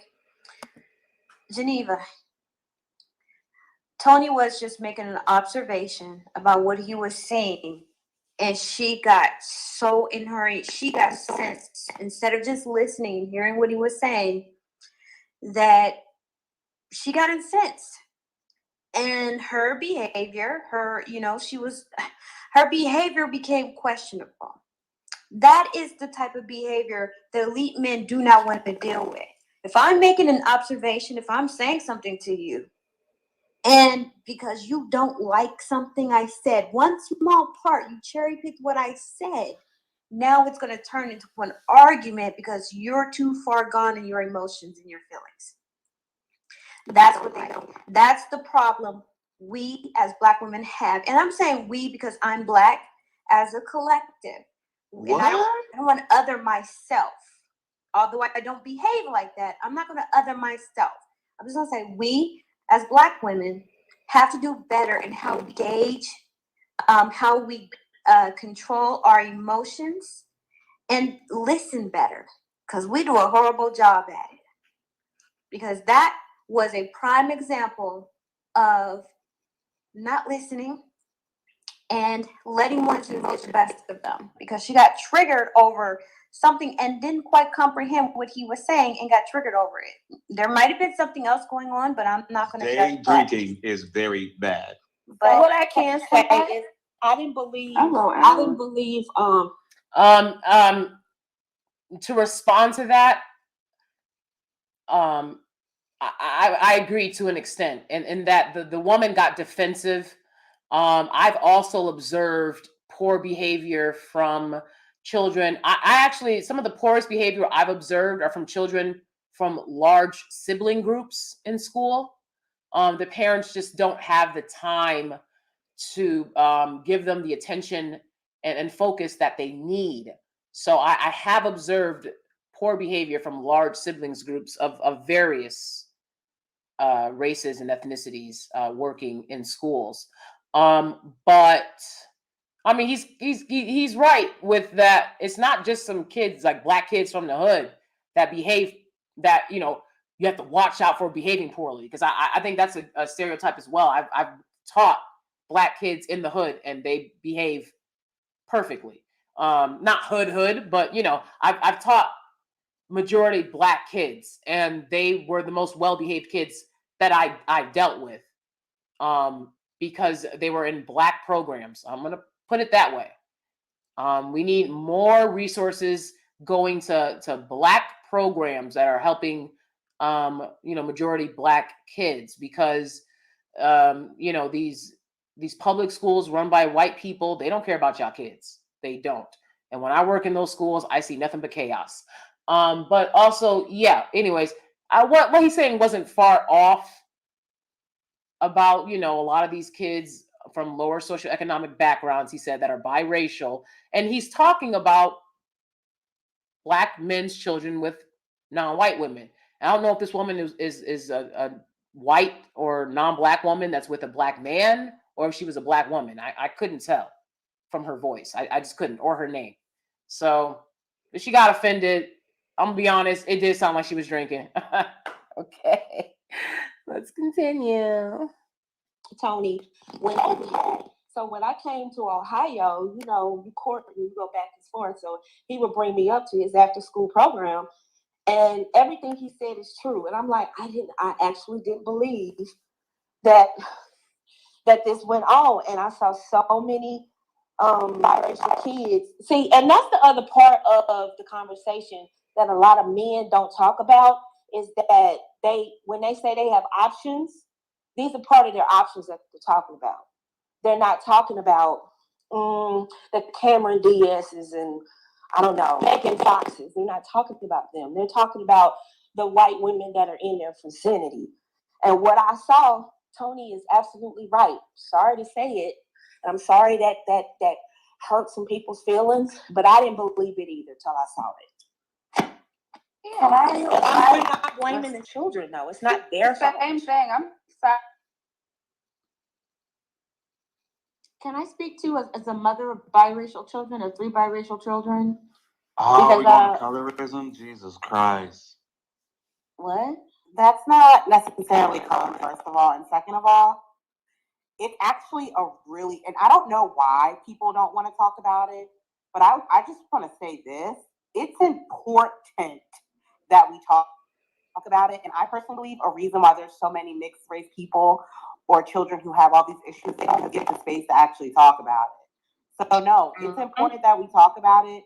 If people get upset and get in their feelings about it, therapy is a great place to start, but also cultivating some type of community where you can talk about your experiences and what you go through is necessary and it's needed. So I say that, like, people got to stop being, a lot of times people don't like the biracial conversation because they feel like there's somebody trying to strip them of their identity somewhere, or they don't like that somebody's saying, well, you're not only black or you're not only white, whatever the case may be. But a lot of that is just projection. So no, important that we talk about parents raising mixed race children, and it's also important that mixed people have an opportunity to speak about their experiences, because their experience is not one of somebody like me. It's just not. It's different. But I'm doing that work. I think about colorism. It always goes into this elitism, or they feel like they're better, and it never is a safe space for biracial people to even hold that conversation. I've seen a lot of them try to have the conversation, and it just gets kind of crazy. And I think on Clubhouse, people beat that colorism topic to death, resurrect that shit, and beat it again to death. And it's like, at what point are we gonna just accept these people as black also, and not keep beating it to death? Like, I really think if these people are gonna hold it. Oh my gosh! Are you kidding me? Are you kidding me? It's like, give it up. You rather live vicariously through biracial people than to, set them free from the one drop rule. It's insane. They don't do this anywhere else. I've had this conversation with you guys before. In Japan, if you're not of full Japanese blood, you are considered a hafu. You couldn't say to somebody in Japan, when they can clearly see you're not Japanese, you couldn't say, well, I'm Japanese because I was born here and I was raised here and I speak the language. They would say, no, you're a hafu. You're not mixing my group up. And hafus are still a part of their society. But they're hafus. Conversation and be genuine about it. We can move the needle, but I don't see it happening on Clubhouse because it always goes left anytime that conversation comes up. I'm about to let you go. With makeup on stage. I'm about to let Pink Pill go. I'm about to let Pink Pill go, but I just want to say As a mom, Hold on. impossible thing to talk on this panel. I'm a mom of 3 biracial kids, and everybody's having this conversation about the kids, and there's an actual mother up here who's trying to explain, and every time I try to open my mouth to speak, somebody's jumping in it and not allowing to speak. So can we really have the conversation or not? Because if that's it, I'll just be quiet. And this is Pink Pill speaking, which, you know, they've been talking all over her a lot in this clubhouse room that I've observed. They've been talking over her a lot. But it's like you gotta understand the spaces that you're truly welcome in, and when you're not. They don't care to hear a Black woman who dates interracially or has biracial children. They don't care to hear that perspective. They don't care to hear it. They want to establish what that is for themselves. They don't care to hear your real experience of it. So that's why, you know, these rooms they're not welcoming, and they're not safe for Black women that are not Black male identified, and or sleeping exclusively with Black men. They're not safe spaces. That's why I don't be in them. Hey, Ross. No, you can go ahead, Pink. What are we doing today? We said after you. You can go ahead and share. Say it again? No, I'm just saying, Pink. You can You see share. what and I'm then saying? I'll- Jump out. Jump Let in me my leave. mouth every time I open my mouth to speak. Okay, so as a mom of 3 biracial children, here is the deal. I don't tell my children that they are Black and blackity black, because they are not blackity black. They are Black, and they are Irish, German, Polish, white, just different shades of white, and different shades and nationalities and ethnicities of Black. I have shared with them my genetic lineage. I went and got the Ancestry and the National Geographic DNA test and shared that with my children. So the responsibility is, and this is the thing, we need to stop this one-drop rule. This is like an old slavery thing. And why are we embracing something that was clearly done out of racism, that was related to inheritance, because they didn't want to share inheritances with, you know, the derogatory word children. So that's what that is. So I don't perpetuate the one-drop rule on my children. And also, my children are accepted as half white by their grandparents, by their family, by the people around them. Nobody in Temecula and San Diego are calling my kids straight Black. There's just too many biracial kids. This is an army area. There's just too many. At their school, there are more biracial children mixed with Black than actual Black children. I told y'all. And so what I am saying is, it depends on what you as a parent are instilling in them. They will have identity issues if you tell them they ain't nothing but Black when their white parent is sitting right there. They give 50% of their DNA. Allow for them to be the fullness of everything that they are. And they'll have less identity problems. And then make sure you're choosing a good partner with a good family who's not going to reject those children. That's important too. And also what you need to do is be very selective about where you live, the neighborhood, the school. You have to create a world within a world that is supportive of your mixed race family and your children and your union. That's period. Thank you for allowing me the space to speak finally. Can I just say, I'm gonna do, hold on, Sasha, let me before do, you reset, hold before we on, lose the hold on. conversation? We are going to reset. Being a colorism comment. So Manda the Panda says if she was a white woman with biracial kids, they would have listened, without a doubt. And you can see in the Black manosphere that they have uplifted very light, bright, and white women that are with Black men. They have uplifted them in the space. They have uplifted them to be like, Black women, you need to listen to her. She can tell you how to be a good woman, okay? But when it's opposite, then you're an enemy.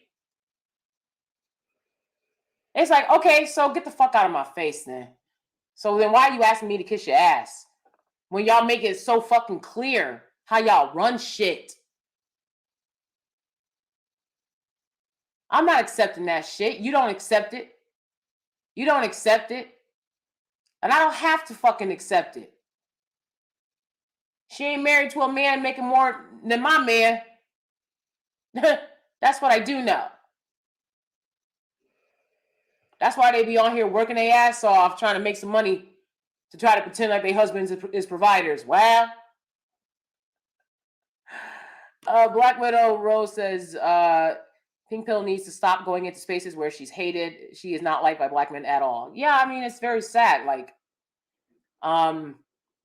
I've been in space. I can have conversations with Black folk about, I do a lot of reparations work. And, we always have a decent time in those conversations. But I'm very aware they don't want to hear, we don't talk about dating. So that's the other thing, right? We're talking about reparations and progressing life for Black Americans, right? In a lot of spaces where I do converse with Black men. And I feel fine and welcomed in those spaces. I do a lot of work to try to get this message out. My point being, I don't talk about my relationships because they don't want to hear it. But Pink Pill always talks about being an interracial relationship. And it's just like, it's like they don't want to hear it. They don't want to hear it. If you're going to be in the space with them, you have to understand that. When I'm in spaces like this online and in real life, you'd have to understand, like, are you in a space where they're talking about education? Are you in a space where, if I'm in a space where Black people are talking about dating, which is what I do now, right? I won't join that stage.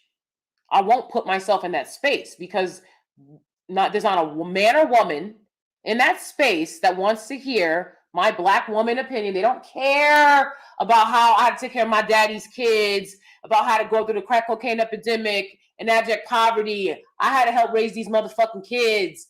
I was a dark-skinned Black girl. The few Black guys I went to school with, they weren't checking for me. Not that it to be in a serious relationship. Again, I got hit on constantly to give me sex, give me sex, give me sex. So if that's all y'all have to offer, I'm not interested in that. What's up, Percy? Good to see you. Happy late Valentine's Day. Thank you, Percy. Very kind of you. Oh my goodness. Thank you, Percy. Appreciate the super chat. Thanks for supporting the channel. And thank you everyone that has supported the channel today for your super chats and your donations. I really appreciate that. It means a lot to me. I put a lot of time and effort into my channel. My channel is not, this is DanieSteel Podcasts. My channel is not just me doing podcasts. I do vlogs. I make edited videos that take days to make. I do a lot of research on various topics to bring you guys a wide variety of quality content. And most importantly, shout out to my top tier Steelies over on Patreon. I'm doing this for y'all as well because I want more people to join us in the conversation on Patreon, but they got to know who I am here on YouTube first. So, because I got a lot of content on Patreon. So you're more than welcome to join and take a look at that content. Once I'm done pumping out the content I need to for this week with YouTube, I'll be back on my Patreon. But there's tons of stuff there. You could never get bored. But anyways, thank you everyone that supports my social media work. I really appreciate it because I am doing work to try to fix a narrative that is very dangerous, and that is very one-sided. So yeah, again, thank you everyone for your work and contributions. Appreciate that. She can't call her children Black because when her kids grow up, they're going to be confronted with a privilege they don't understand they have. Then they internalize superiority against Black people. Yep. Biracial, and that's what Andy Newton was struggling with. Biracial and mixed people don't experience the world like we do. If you tell them they are Black, they will grow up confused. I promise you that, especially when they're growing up with their white mothers, right? non-black mothers, but particularly white, statistically, and the father's not in the home statistically, and they've got, these guys don't vet these white women that they get with. These white women that they get with be racist to the core. They don't have a good view of black people at all. They don't have, the men have low racial esteem. And the women that they get with have very high racial esteem of their group. And that combined is going to make a very confused biracial child. And it's, you see these kids on TikTok all the time talking about the racial abuse that they endure from their predominantly mothers, family members, who are racially abusing and traumatizing them, calling them the N-word or just using the N-word freely, and having very negative opinions about this ever-growing biracial child. I've told you guys my work in foster care. Again, Black people don't stop me from doing work when they feel they're being benefited. My activism with foster care, I've met many people who are adopted and or who've been in foster care system. And as these biracial children grow into their sense of understanding of belonging, of being partially Black, right? Their families are showing them no support, no love. They ostracize them. And a lot of times, I've spoken with a good amount of Black or people of color in general, people that have been adopted by white people. After they adopt them and they start getting older and they're advocating for themselves as a Black person or a person of color, these white families will disown them. Imagine your whole life, 0 through 18, like this person is your family. And then by the time you're 21, they want nothing to do with you. Because they don't want to hear about that Black Lives Matter. And they don't care about, how the world should be so that you can thrive. So these men don't vet. They don't care where their kids end up. And it's very toxic for biracial children.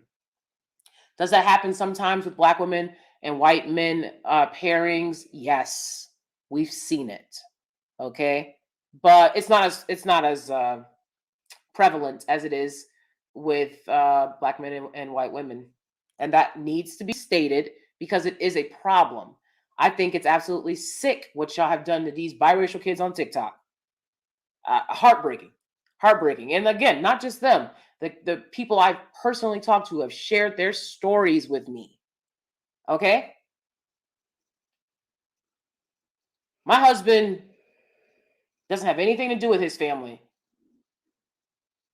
Because he's not, he's like, how many times I got to tell you? You're not going to keep trying to do this back and forth with my wife. You can't get it together? Sayonara. Deuces.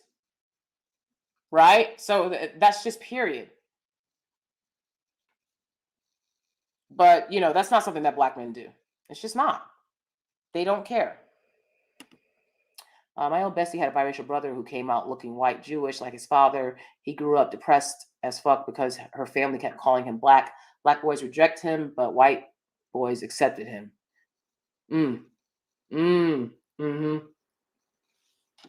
Yeah, I mean, it depends on from family to family and area to area a lot of times. But again, these guys go out of their way. They don't get right because they don't value education. So they're not getting white women that went to college.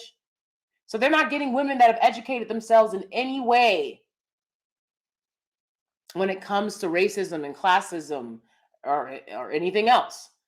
And, a lot of times these women are just like addicted to drugs. And that's how they wound up around them, because they wound up poor because they threw their white card away to use drugs. Anyways, they're not making sure that their kids are safe. They don't care. All they care about is validating themselves, busting a nut.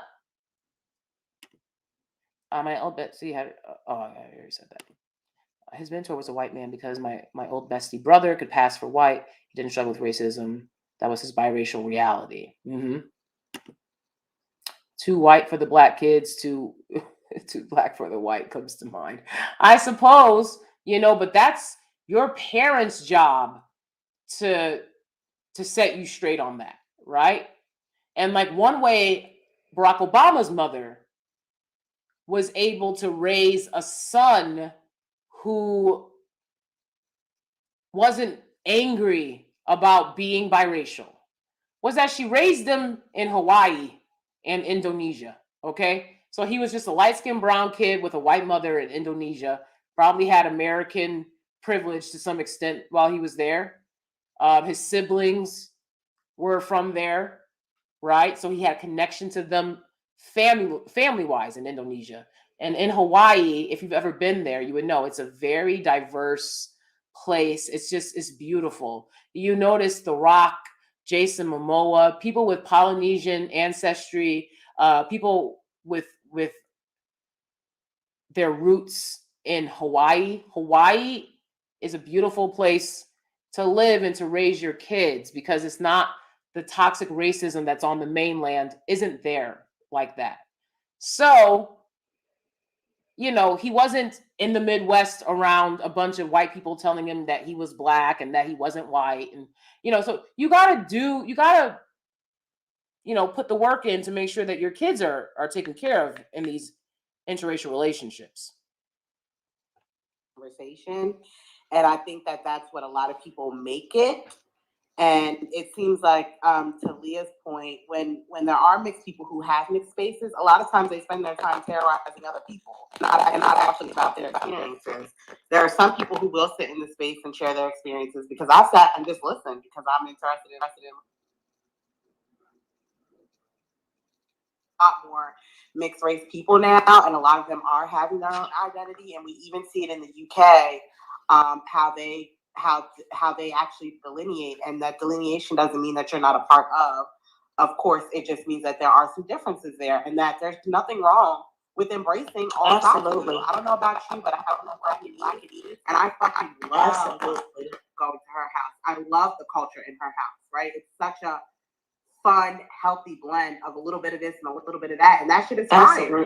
And I go up for that, and there's nothing wrong with recognizing that and talking about that. And I would love absolutely, and we should do a room about that. We should absolutely do a room.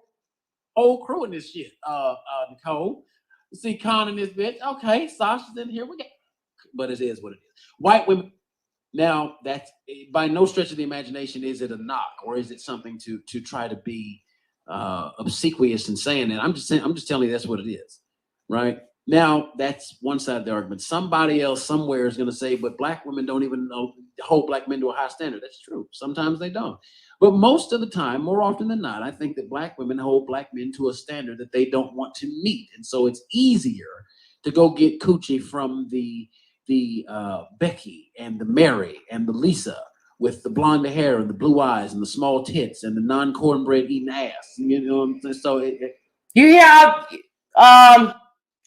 exoticals and preferences of dust. You hear how they talk about y'all? You got too close. You got too close. It's still groups of women, they don't really get that close to them like that. So they're not talking about them. Right? You hear what happens when you show them that you're willing to be around them? You're gonna be clowned. You're gonna be clowned. You hear what he just said about y'all and play it again.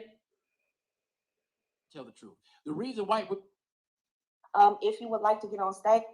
Over here on this bullshit on this goddamn what is it? Wait, Thursday morning. You know what I mean? But listen, man, at the end of the day, has everybody gotten some out of this conversation already? Is that Cam? Is that Cameron? Hey, Cameron finally joined us. Ain't that some shit? I saw Saran in here earlier. We got the whole crew in this shit. Nicole. You see Con in this bitch. Okay, Sasha's in here. We got everybody in this motherfucker, man. Look here. So listen. What's the net of it, Julio? Just get to the net. The bottom line, the net of it is, why are white women the choice for my elite men? It is only because, gentlemen, white women hold. All right. Let me switch. Let me tell the truth. The reason white women are the choice for elite men is because they don't force you to be the kind of men that black women force you to be. Let's wake that up. Okay. That's really what it boils down to. That's not a knock, but it is. White women are the most passive of any woman on the face of this earth. They will. Wow. Spoken like a guy who hasn't been around a lot of white women.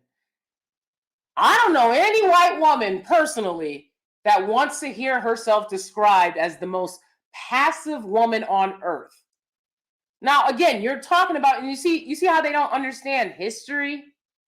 You're talking about the descendants of the suffragettes. You're talking about some of the first women in modern society to get the right to vote, to get rights for women, equality of the sexes, to wear pants, to want to go outside and drink. To this day, this is how you know these people know nothing about the real world. There are so many places in the world where women cannot wear pants. They cannot go out and drink. They have to stay in the house. White women achieved this. Not just by themselves, I mean, a lot of, non-white women also contributed to the women's rights movement, but there were multiple waves of it. I'm talking about the first wave when Black women were enslaved, okay? Black women didn't have a lot of rights. White women were wearing pants, shooting guns. It's very insulting to them, the quality ones that wouldn't date Dusties, to hear themselves generalized as just passive women.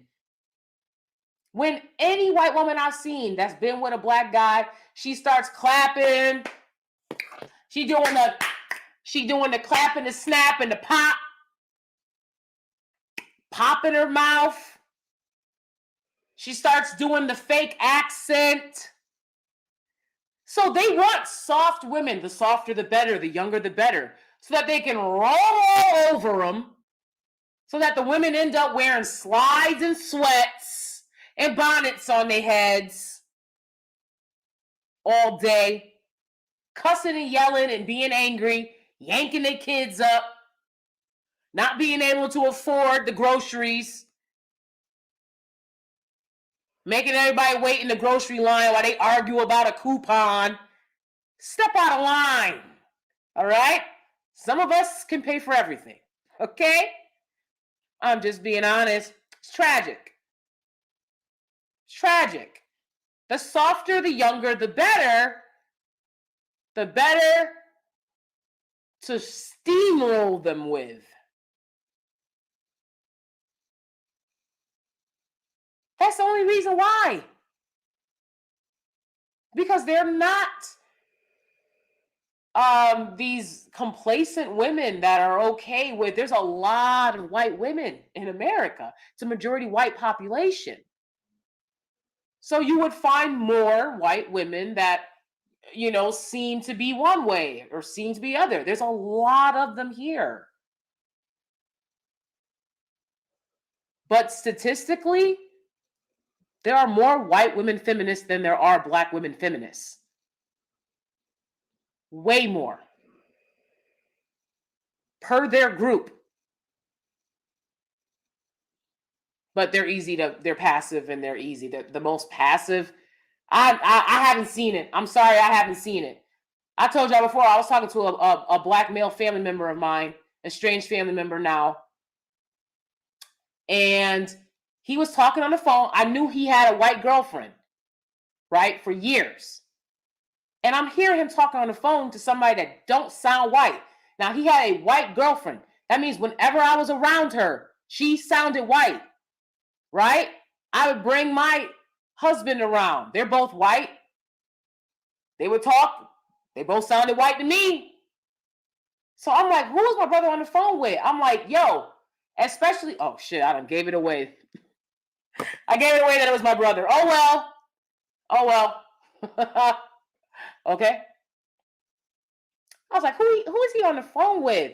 Because I know that they know good and damn well that I helped to raise this young man, that we were separated in the foster care system. So our time together should be valuable. I placed it as valuable. Instead of hanging out with my husband, which I'm happy to do, I would set time aside to hang out with him. And you're still on the phone. Whoever you're talking to should be aware that your older sister is here. It's time to go. And I'm like, well, maybe they're not aware because you're talking to some chick from the hood. Apparently, I didn't know you knew chicks from the hood like that at this point. Because you've been with a Becky for a long time. What's up? And I was like, who's you talking to? I was so confused. I was like, yo, who is you talking to? I'm looking out for his white, at the time, girlfriend. I was like, who are you talking to? He said, this is Becky. I was like, no, it ain't. I've heard that girl talk for 8 years. I've never heard her talk like that. 10 years, I've never heard her talk like that. She had a black scent, y'all. She had a whole black scent. I'm done. And she uses this black scent, I guess, around him and his boys, which is a slap in the face because there's no reason for her to be using it. She didn't grow up around black people. Look, I went to school with a lot of Asian people. I don't have an Asian accent. I didn't pick up, I didn't just have to start talking like them because I lived around them for 4 years. That's not how life works. So that shit was crazy. Yo, my brother don't even speak hood. He has a more neutral. I probably get the hoodest sounding of all of them. Okay? He has a more neutral sounding voice. So where did she pick it up? I found it to be disrespectful and weird. But no, it's never acknowledged. It's never addressed. It's never, right? We just got to put up with that shit. And she wouldn't do it around me. I peeped that shit. I thought that shit was weird as hell. I've never seen something so motherfucking weird in my life. You imagine me dating a Hispanic man, a Latino man, right?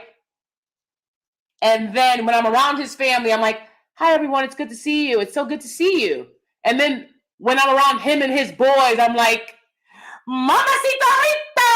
Hey! Like, what? Right? His women family members be like, what the fuck are you doing?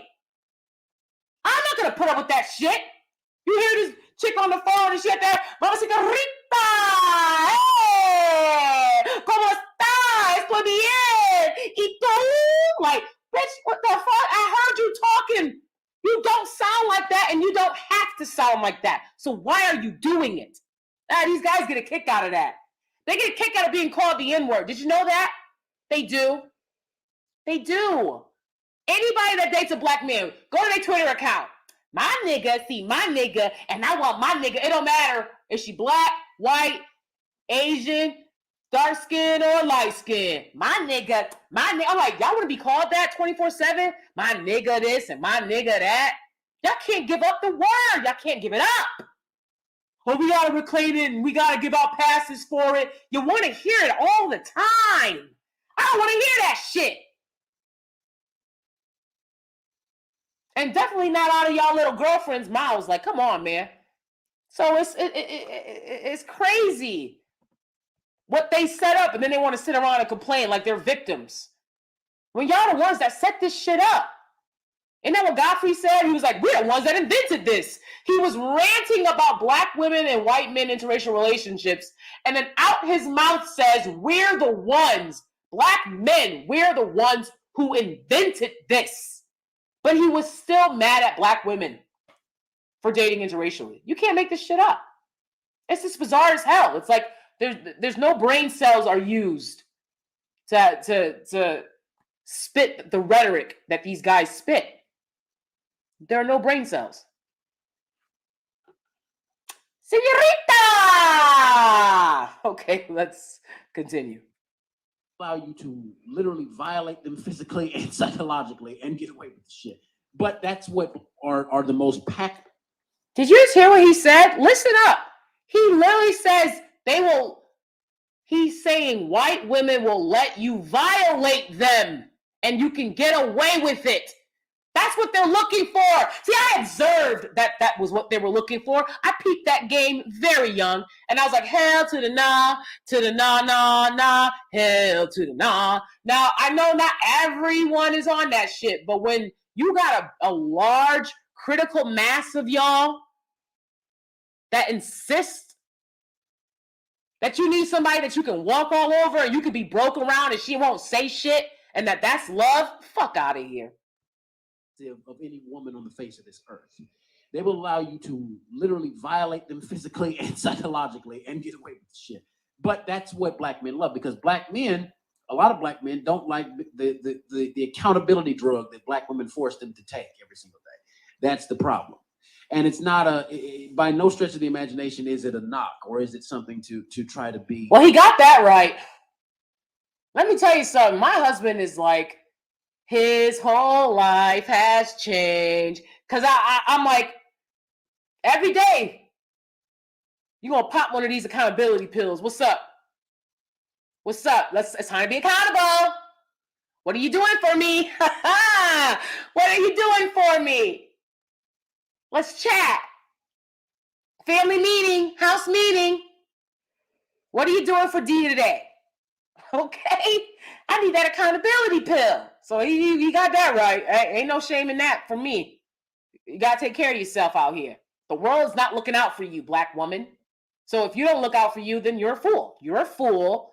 You're living vicariously through non-black women that are sleeping with your men, thinking that you're all the same, one dropping everybody in sight so these dudes can get sexual access, expecting everybody else, every other black woman to be just as foolishly self-sacrificing the way that you are. It'll never happen. I already did that. I had no choice. I was a kid. I will never raise another man's kids. I raised my father's. I'm good. Obsequious in saying that. I'm just telling you that's what it is, right? Now, that's one side of the argument. Somebody else somewhere is going to say, but black women don't even hold black men to a high standard. That's true. Sometimes they don't.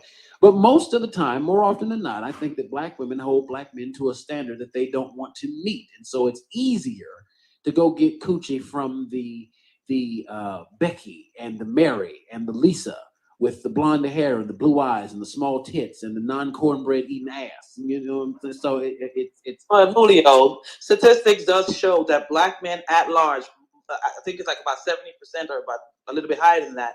Black men that makes over like 100, 150,000, especially the ones that run their own business, are married or in committed relationships with black women. Well, that is true at the high level. But on average, and even you said elite. Well, so right, but even still, among elite men, you have to look at the merit statistic, Leah. 18.4% of black men across all economic and socioeconomic classes are marrying race externally. They're marrying out. Right. So that means even the wealthy elite black brothers that we have, these niggas is now stepping out marrying white broads too. You see what I'm saying? No, that's not. No, that's it's not as true. it's not as big, but that number is increasing. Yeah, so here's the thing. It makes it seem like 85% of men who make $100,000 or higher are just marrying. All 85% of them are married. It implies that they're even getting married at that stage. But there's also statistics. If you go to Hispanic white people, which is one of the most widest and comprehensive sources for studies and statistics, black men at that level, that elite level, what they're saying is that it's hard to come by. Yes, I realize that. Yes, I realize that. But I would say to them that if that's hard to come by, then that means there's laziness on his part or on her part to do the work. Because black folks in general, men and women, we've been through a lot of traumatic experience over generations, right? And there were no rehab done for all of us to be functioning, quote unquote, what these people think we should be functioning like. So I think if today there's still issues with the black woman, is because she was put in a position a lot of times to be matriarchal and patriarchal. She had to be strong. She had to rest in her masculinity because for a long time the system removed the black man. So if you can't understand, if you got to that elite level and you can't understand that there's work to be done in our community and you feel it's easier to go elsewhere, then we're not losing anything anyway, because you don't have any character to understand the trauma that we suffer, and now we both have to work through it. And like he just said, I think when you get to that level, there is women that are poised. There's black women that are, soft-spoken, that are very feminine, like they are there. But if you don't want to do the work to find them and you just want to swim in that little tiny pool of yours and expect every single woman to be what you want, then you're mistaken. So to me, it would be ignorant of the black man if that's his logic for dating out and not. But Leah, that's not where I was going. That's not the logic. They're not. I'm not saying that they're saying they're gonna date out. I'm Right. not saying that they're saying the type of women that they're dating. I'm just saying, I'm just reiterating what they are having to deal with, what they're coming across. And unfortunately, I'm seeing it myself just in what I do. We see it play out on this stage. Women cussing out men, getting in their feelings, and within a split second, I observed that. instantly, just going off the handle. What man wants to deal with that? And I don't think black men is deserving of that type of behavior. But when you try to check that behavior with women, you instantly start getting dragged, you get name called, you get trolled, and you get doxxed, especially on this app, especially on social media. So so when people are saying, well, we've been through so much and this and that, yes, we have. But this younger generation is so far removed from my generation, my mother's generation, my grandparents' generation. I would say y'all have it so much better than the previous generations, to where you have information at your fingertips. You have people here are willing to help you get it right. But when those people tell you and try to correct you, you instantly just turn on them. So is it really that it's the trauma, or is it that they really don't go and do the work? Or they let the trauma hold them back? Oh, go ahead, Michelle. This woman that was speaking, her name was Letitia Underwood. Apparently, she's a matchmaker or some type of femininity coach. Some people were saying in a different clubhouse room that she was a vintage Pygmeisha. I'm not familiar with her content or her work. But anyways, what I have to say to what she just said is, I think the younger generation, the Gen Zs and the younger millennials, they're mad. I think they're angry. I think they're upset with what they've inherited, with what they have inherited. These younger black women, particularly, I think they're upset. And so they don't want to just be told what they ought to do or better do by, these Gen Xers. That's not going to work. And, she's saying, oh, they don't want to learn or whatever. Everyone learns by being taught. And y'all not helping these kids. Y'all not helping to teach these kids. She says to herself, oh, they don't want to pay the price for the courses. Yeah. You can look at my Purple Pill series. I have a video where I teach you guys how to have a more neutral sounding voice, so that you do have warmer colors in your voice when you're speaking. So I'm trying to give you guys techniques to use to elevate, to level up for free. Okay? I might put some things on Patreon that just don't do well on YouTube, or aren't suited for the channel. I might put some things on Patreon as well, but that's $4. $4 a month. It's not that hard. But the bottom line is they have access to education, information that can help younger black people level up. And then this what black people do to each other. They want to charge you an arm and a leg for it.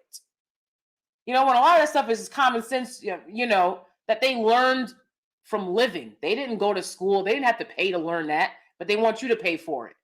No, I'll give you game for free. Everybody knows I am the ultimate code switcher. Nobody switches code like me. Okay? Had no choice. I had an eye doctor's appointment the other day. I walk into the place, it's in the suburbs around where I live. And, it's a private practice. And I walk in and immediately I see a shift in the receptionist. She was a Hispanic woman, but I see a shift. And I immediately understood, even though I knew, given the statistics of the area, that not a lot of Black people come in here. Right? So she shifts. Her body language shifts in a way that I can see. Right? And then I drop what I always drop when I come into spaces like that. Hi, I'm DanieSteel. I'm here to see the doctor. I have a 2:00 appointment. Oh, they are so more, now they're comfortable. Now they're relaxed. Oh, you're one of the ones that we can trust. Right? It's just like that. Right? The voice is a decoy, okay? But they're actually both my voices. And you can hear sometimes I'll switch back and forth. They're both my voices. I had to speak like this for many, many years attending PWIs. I had no choice. When I spoke with my regular voice, when I used AAVE, I was viciously taunted and bullied for that. And I'm talking about by people's parents, by teachers, everyone, okay? Just so you understand what it's like being one of the few Black kids from the hood in a PWI setting. I had no choice. So anyways, I'm the ultimate code switcher. I'm here to help you guys learn how to do that. It's a skill. That doesn't mean that you're abandoning who you are or you're being fake. No, they're both who I am. A lot of times we have no choice. But if it's going to help me get what I want, then I'm going to use it. Period. Y'all better start having the same mentality. I hear a lot of people, I'm not trying to talk white. It's not talking white. There is no talking white. I mean, you can have a sort of valley girl, a lightness to your voice, but if you've traveled the world the way I have, you would know that lighter voice, that soft voice, that's reserved for American white women predominantly. That's a suburban American thing, because, capitalism, they have easier lives. Okay. Meanwhile, in the rest of the world, life is hard for most people. White, Black, brown, whatever, it doesn't matter. And if you've been to Italy, if you've been to Eastern Europe, you'll hear these white women and they have very low voices. They'll talk to you like this. So, and nobody's sitting there being like, you sound masculine. No, their men don't tell them that. Okay? So learning how to code switch and learning how to speak, how people want you to sound in certain spaces, it's a technique. I use it to make money. Okay? I use it to survive. And again, I'm happy to teach you guys that. That's a skill that you can use if you're trying to, hit on your doctor because he's super cute. And like me, you're sapiosexual. Okay, right?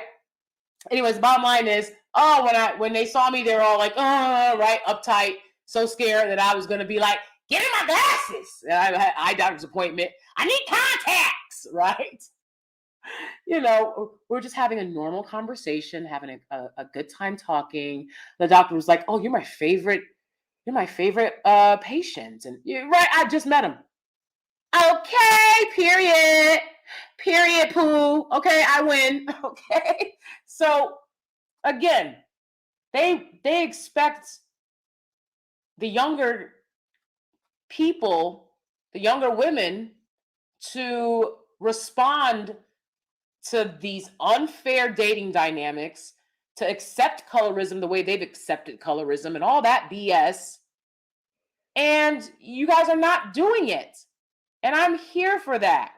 All right, I'm a millennial, but the Gen Zs are really not backing down, and I'm here for it. Like I said, so it's like, don't have hard, demanding standards for these young people, and you're not willing to help them out for free. You know what I'm saying? Because like obviously they don't have a lot of money for, you know, a bunch of people always say, oh, but y'all got money for Gucci and this and that. I don't see black people wearing Gucci. You ever been to Brooklyn? That looked like some 1990s movie or something. Like the clothes are very outdated. Most people buy clothes from the shops on the street there. I don't know what y'all talking about. If people can afford Gucci, they can afford Gucci. You know, I mean, most people can't, and they're not wearing it. So I you know, it's like help these kids out. Don't just sit there talking about how they're ungrateful and they don't want to listen. Help them out. Want to jump in here real quick. Does anybody watch? I know y'all too good to watch Power, but I watch Power with my husband. First season. Remember when Ghost had the meeting with Simon, and he took Tasha. Yeah. He took Tasha to the mansion, and he was all nervous looking at Tasha. He picked out her dress, her shoes. Yes. And she was so irritated by that. Yes. A lot of black men.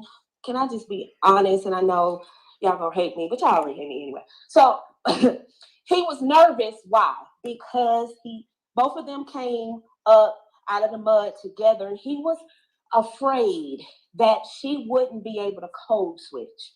In other words, what we do in our house and how we talk with each other won't really go well with a Simon, almost a billionaire here.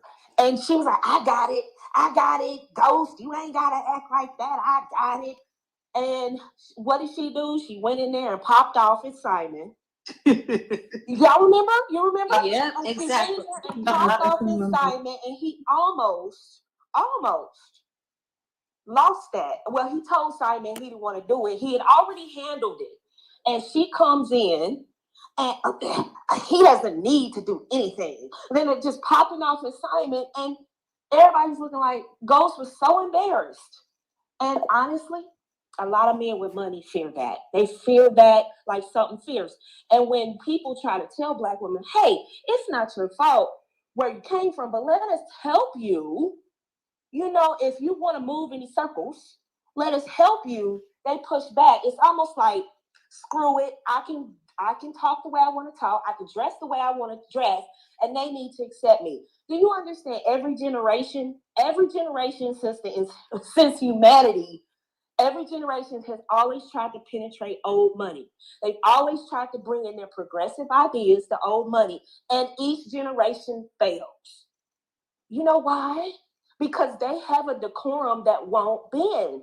When you have that type of power and influence, they make the rules, not the people teaching you. It's not their fault. They're just trying to help you get in these circles. And if you come from a certain background and you don't understand that world and you push back, then when you put yourself in his face around his own woman who understands his world, and you got your breast pushed up and you think he's supposed to holler at you because you're sexy, what that does is put you in a transactional position with him, not a position to be his wife, not a position to actually marry him and get access to his wealth. You're not going to have his seed for the next generation. You have a rebellious streak in you. And when I tell black women that, they get so pissed off. But every generation has tried to penetrate old money. They've tried to penetrate other cultures. You're trying to permeate into a culture that is used to two-parent homes.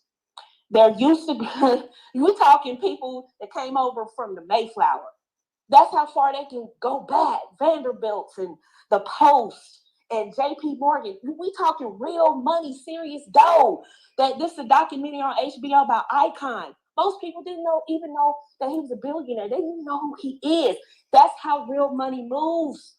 And when you get around these type of men, that stuff that we accept in the black community just won't fly. So any woman telling you, screw all that ladylike material, you got to keep it real, girl. You got to keep it real. They not helping you out, honey. Shout out to Mr. Nibble. I'm not sure if that's Mr. Nibble, but thank you so much for the super chat. I appreciate it. You know, I agree with this woman, and I don't agree. Again, I agree in that there's a lot of women that are just like, I should be able to get whatever I want, blah, blah. And you can say it all day, you ain't gonna get it. you ain't gonna get it because you have to put in work. People aren't here to, be like, oh, she look good and like give you their hard-earned money. It's not gonna happen like that. That's why I said there's a woman that lived next door to me and my husband, and she be coming out in her lingerie on some Miss Parker. I'm like, all right, Miss Parker, you can come out your lingerie all you want, watering your flowers. But you ain't got what I got over here. I promise you. And the bottom line is, what I have is, I'm someone that my husband met in undergrad. We went to the same type of schools, and still that wasn't good enough for his family, right? His mother. I made the mistake of telling her that I grew up in foster care, and my husband told me, he said, you better watch what you say to her because she's judgmental and all she's going to do is judge you.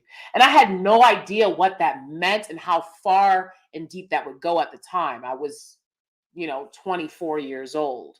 But yeah, I mean, it's the reason that they're not a part of our lives, right? So these people are doing everything they can to make sure a dark-skinned Black girl from humble beginnings doesn't wiggle or weasel her way into their family. Yes, they are. Yes, they are. Nobody's going to tell you that because they're not doing it. I'm telling you, I've done it. They're going to see you as an invader. Okay? And I mean, they was doing everything they could, the women in his family, to make sure I wasn't going to be a part. Everything they could. But see, what they didn't know is I'm the rose that grew from concrete. Okay? I make lemonade out of lemons. They didn't know that about me. They didn't realize you're not the worst thing I've experienced, ladies. You're just not. Horrible that I should have to experience this. Horrible. But I've fought bigger bosses than you. Okay? And now I'm living better and I'm doing better. Okay? My husband makes more than which statistically will not happen for the majority of Americans. My husband makes more than his father. Did or does. Okay? Just keeping it in a buck. Just keep it in a buck. Okay? So, because see, I will never fumble the bag. I will never fumble the bag. Never. Never. She was trying to make me fumble the bag, y'all. Quarterback. Heisman on me. I was like, what the hell? I was like, Heisman back, boo. Because I don't fumble the bag. I see a bag. The fuck? I see a bag. Trust me, that will not be fumbled. I didn't spend, all of these years working my ass off in school. It's not my fault that I grew up poor. In fact, I'm a freaking amazing person because I have so many different life experiences. I'm humble because I grew up poor and I know what that's like. I'm determined. You should count yourself blessed. One thing that Dr. Phil always says is, I have a special place in my heart for people who love my children. She should have been grateful for me being a woman that was there loving her son.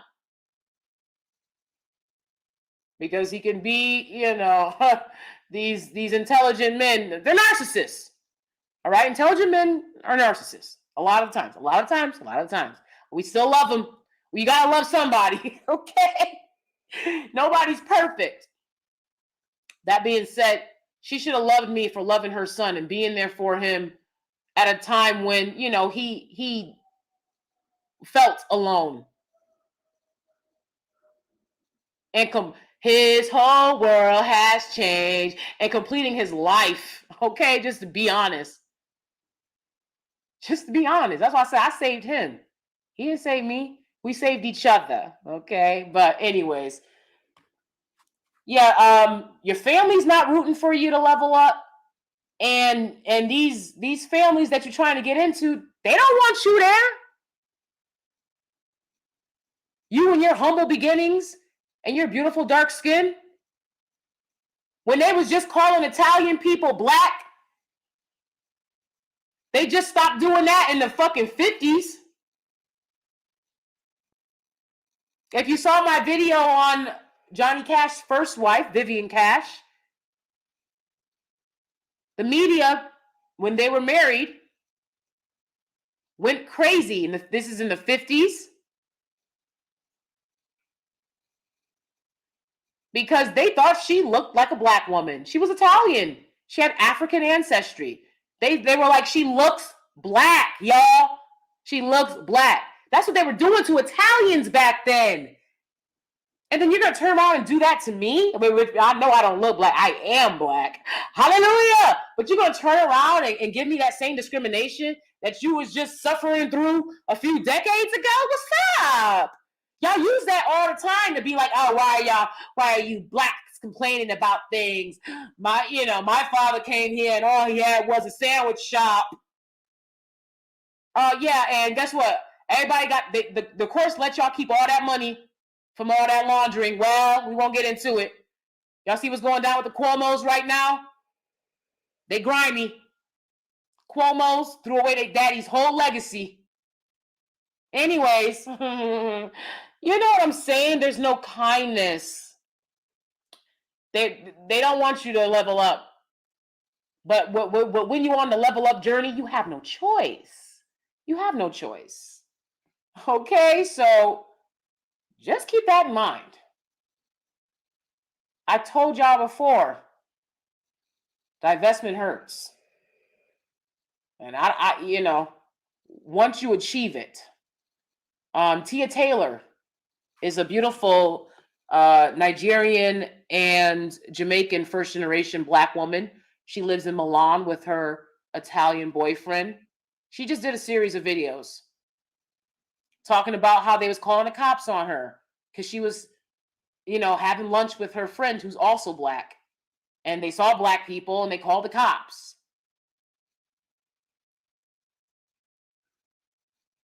So yeah, you're not going to have people making this easy for you. Black woman leveling up.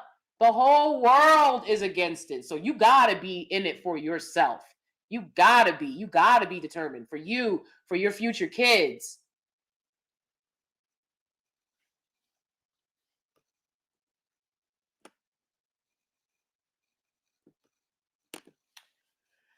I'm a Gen Z and elder means nothing anymore to me.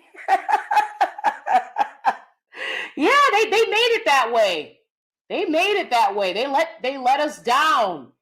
I've said it before on here and I'll say it again. Why did y'all stop the civil rights movement? It was a movement. It was supposed to continue moving. Y'all sat back and chilled and now we have to continue it. In 2020, 2022,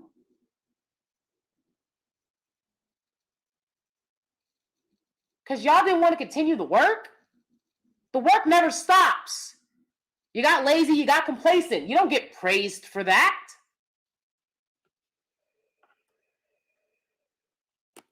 Ohio was a place where people moved to clean up their accent too. Yeah, I actually, I learned how to speak neutral American speech in school. So again, I grew up in the hood. I grew up around white people because I went to school with them.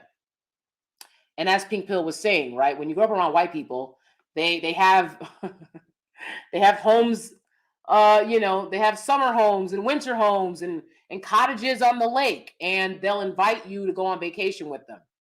So I spent a lot of time hanging out with my white friends because why would I stay in the hood in foster care if I can go hang out with somebody, and not be abused in that situation? So whenever I could, and whenever I was invited, I spent a lot of time with non-black friends and my black friends. My black friends also were suburban black people. They came from money.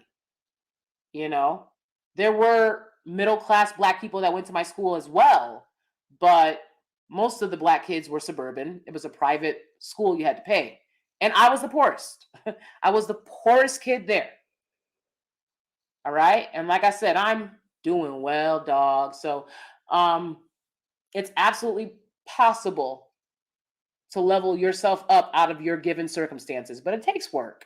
It takes work. And that's why you need to listen to The Purple Print. Mm-hmm. No, I don't watch Power, period. Period, right.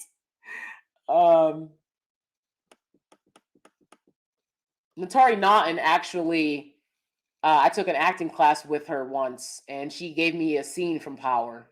And I hadn't watched it back then, and I still don't watch it. I don't watch a lot of TV, but you know, Natari Naughton is great. She's beautiful and she's really kind. Just a sweet woman. So I really like her. I'm from the Midwest. Our accent is so boring. I love hearing accents from different places. Yeah. I'm like, what is the Midwest accent? I don't even know. Like, what you doing over there? You know, that's more, you know, is that like, oh, how you doing over there? Guy? Hey guy. Is that more of a Midwest accent? At least I feel like it is for white people. I watched episode 3 of Power, couldn't get into it. Right. I don't think it's for me. You know, they have this is his name Tommy, the white guy?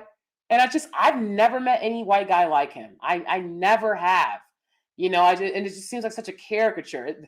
Most white guys don't do that the way that like non-black women that want to get with black guys will like create this like cash me outside girl personality. Like white guys just don't really do that. I've never seen a white guy like that. But it's supposed to be like in Boston or Detroit, right? So maybe that's how they act there. I don't know.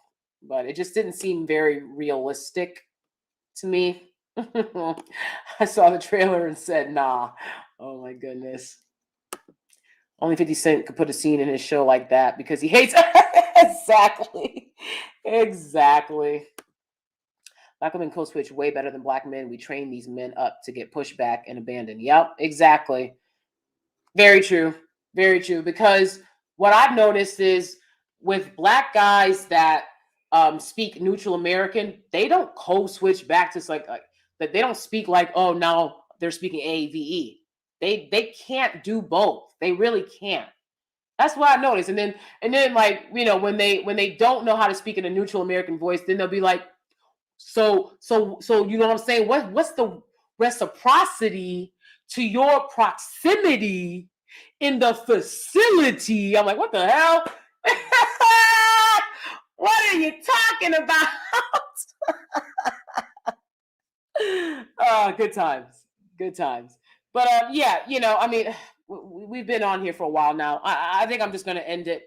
You know, the conversation goes on, but the bottom line is, they wasn't saying nothing special or amazing. The bottom line is, I wanted you guys to observe in this conversation the disparity and hypocrisy between how the black community as a whole handles interracial relationships when it's about the pedestalization of white women in the black community compared to when, you know, these dusties feel generalized, when these dusties feel compared to non-black men, right? So notice the difference. Everybody in this room was like, nobody was yelling and screaming.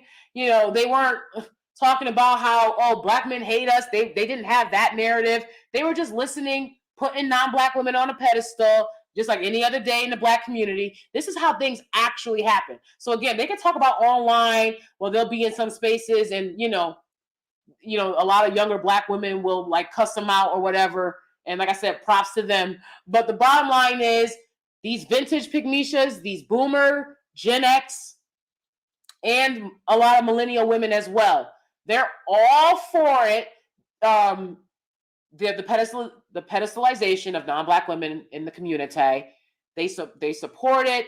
They don't argue with these men. It's just the way that things are. And if you are in the space and you're a black woman with a non-black man, they will dislike you the most. If you're a white woman that comes into that space talking about how much you love black men, I mean, they do it all the time. They will pedestalize you just like they do right on YouTube. You can see in the black manosphere, they've pedestalized white women that are married to white men. They bring them on their channel. They tell black women, listen, she's going to teach you how to be a woman. Right? She does it better.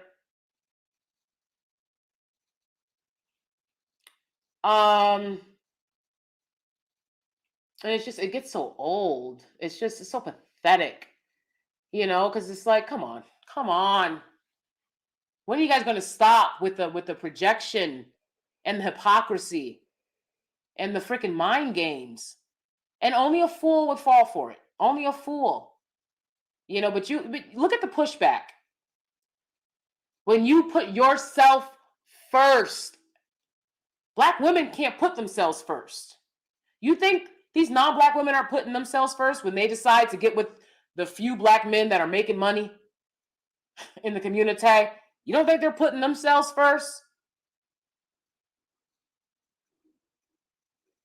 I've told you guys all the time. Imagine me taking my Black American behind over to Australia, right? And for some reason, I'm sure it's not true, obviously, but for some reason, the Aboriginal men that make money in Australia, okay, they like Black American women. So here I go, knowing this, knowing that they pedestalize Black America. This is just an example. It's not real.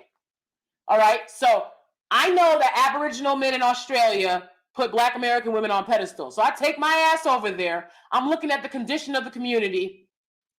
I'm like, wow, these people really need help. And I say that with all sincerity. Much love to all indigenous peoples of this planet, of which Black people are also indigenous peoples. But yeah, you know, I mean, certainly in Africa, they have the indigenous Black people there, and yet they still live under white supremacy. They still live in a country where the white people have the majority of the resources and the power, still to this day, right? So I take my behind over to Australia. I see their community, right? I see how they're pedestalizing Black American women. And instead of saying, you guys should love your women and put your women and children first so that, you know, maybe you guys can find a way to fight back against these oppressive systems that have taken advantage of you on your native land, and it's not right. And, you know, instead I'm just like, pedestalize me. Yes, I'm so beautiful. Yes. And then take the Aboriginal men with the most money. That's not an ally. That's not an ally. And, you know, my man made good money, but I haven't made a dent on white American economics by being with him. Okay. I just haven't. All right. They might get mad when they see us, but, you know, their systems still function the same. I mean, these women are coming over, understanding that they're pedestalized, and taking the few men with money and allowing them to perpetuate their colorist, misogynoir-filled ideology. It's not an ally. So if you don't understand that you got few allies and you have to be for yourself, that older vintage Pygmisha talking about my sons are gonna, for a Black woman. No, they're not. They're gonna do what they want for them. If a Black woman falls in line with it, great. If she doesn't, they're gonna find a woman that suits them. They're not gonna be with a Black woman because mama says so. They don't do that. Okay.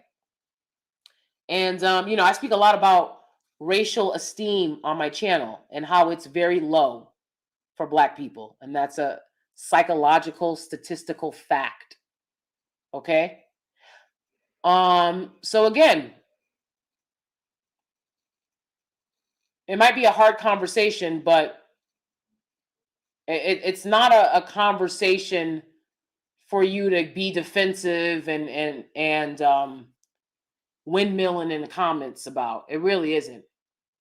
Learn how to listen to different opinions, you know. So I'm glad that we had this little conversation. There was other stuff that they said, but whatever. We've been here for a long time. I adore you guys. Thank you for being here. Please thumbs up the video and subscribe. Okay. I still think it's funny that you think breaded cauliflower is divestment food. It's delicious. Oh, I'm not a fan of cauliflower. They got the cauliflower. But you know what, Mocha Mommy? I might like your cauliflower. And I still didn't see if you had said that you wanted to be a channel mod or not. I'm sorry, the the comments were going by fast, and I missed that. So just let me know either way, I guess. Thank you guys so much for being here. The reason I responded to this video is because I didn't feel like there were enough voices in the room to make this a balanced conversation, and there never are, because the room is always filled with vintage pygmishas. So again, people want to talk about things that they know nothing about. I know what it's like to grow up in the hood. I know what it's like to grow up around white people. I know what it's like to live around white people and non-Black people. I've done it all. And, a lot of what people will tell Black women, it's no reason why you shouldn't be able to find a Black man. That's not true. It's really not. Like, I promise you, I saw Black guys around me. They were dating other girls. Like, what do you want me to do? It's not like they were like sitting by themselves alone and crying. They were dating other women. What do you want me to do? Like, just, you know what I'm saying? Like, just sit around and observe it and cry. There's a lot of women out there that are doing that. I'm not going to be one of them. So again, open your options. A lot of these dudes are colorists. The pedalization of other women in your space is deliberate, and it's not something I'm willing to tolerate. So, like I said, I'm not going to try to fight to belong to a group of people that accept that shit, but don't even want to hear what Black women in interracial relationships have to say. They don't want to hear it. These are the same people that were in this clubhouse room. These are the same people that will make a clubhouse room called, we want to hear from Black women in interracial relationships. And then you take your behind in that room and they will bully you to no end. There's nothing that you could say that will make them like you or be nice to you or nothing. And if I'm your enemy, you're my enemy. Period. Now, you shouting in the suburbs, and guess what? And we can flip it right back to this. Soon somebody knock on the door. Hi, can I help you? That's not a problem for me. But let me be clear, okay? If you don't like me, I don't like you. So I have no interest. These conversations are disingenuous because they're not looking for multiple opinions. They're looking to create a narrative. The narrative being that Black men can date interracially and Black women can't. That Black men can date interracially, marry interracially at astronomical rates and still be race loyal, but a Black woman has to permanently have ashy eggplant in her mouth to be race loyal. They're like, where's your ashy eggplant in your mouth? I guess you're not race loyal, right? So these are disingenuous conversations because the double standard is atrocious. And ain't nobody got time for that. Okay? Investment hurts and they don't want Black women to level up. That period. That's all it is.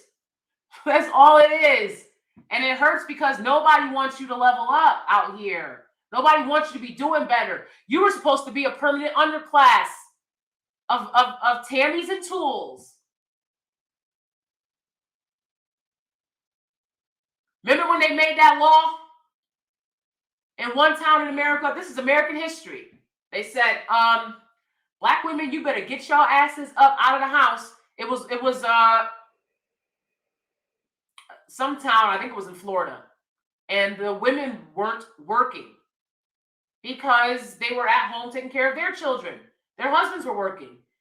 They were like, no, y'all have to work because our women, that's what I'm talking about. You don't want to talk about lazy. You want to motherfucking talk about lazy. What's lazier than somebody literally having to wash your drawers and wash your ass for 200 years because your lazy ass didn't want to get up and do it? What's more lazy than that? Anyways, what's more lazy than making laws? Telling women they can't stay in the house with their kid because they got to leave the house to raise yours. But see, people don't know history. They don't understand history. They literally made laws saying, y'all can't stay at home.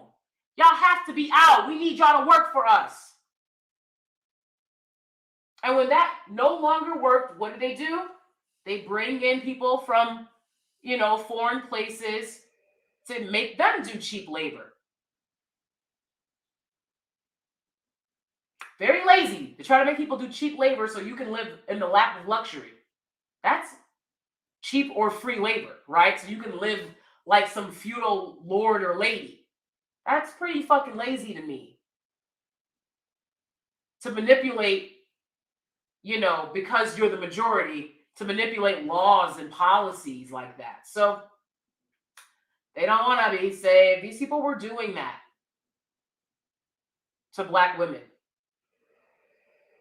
They're always watching us. They always want to know what we're up to. And if we're not working for them for free, it's a problem. If we're not doing free labor, physical labor, emotional labor, you're a problem. So make sure you follow, subscribe, like, share the video, and come on and join us here. Be one of my steelies. All right, we practice putting ourselves first. And we don't feel badly about it. You couldn't make us feel bad about it if you tried. No, you couldn't. All right, because we will survive. Okay, that's how you survive.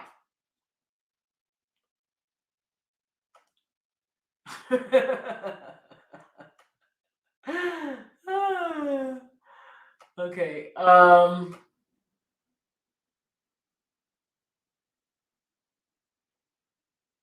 All right, so that's it.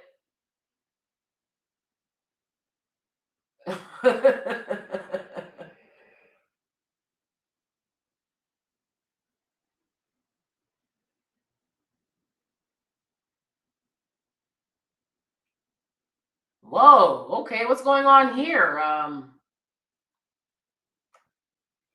What's going on here, Sun Goddess Ari?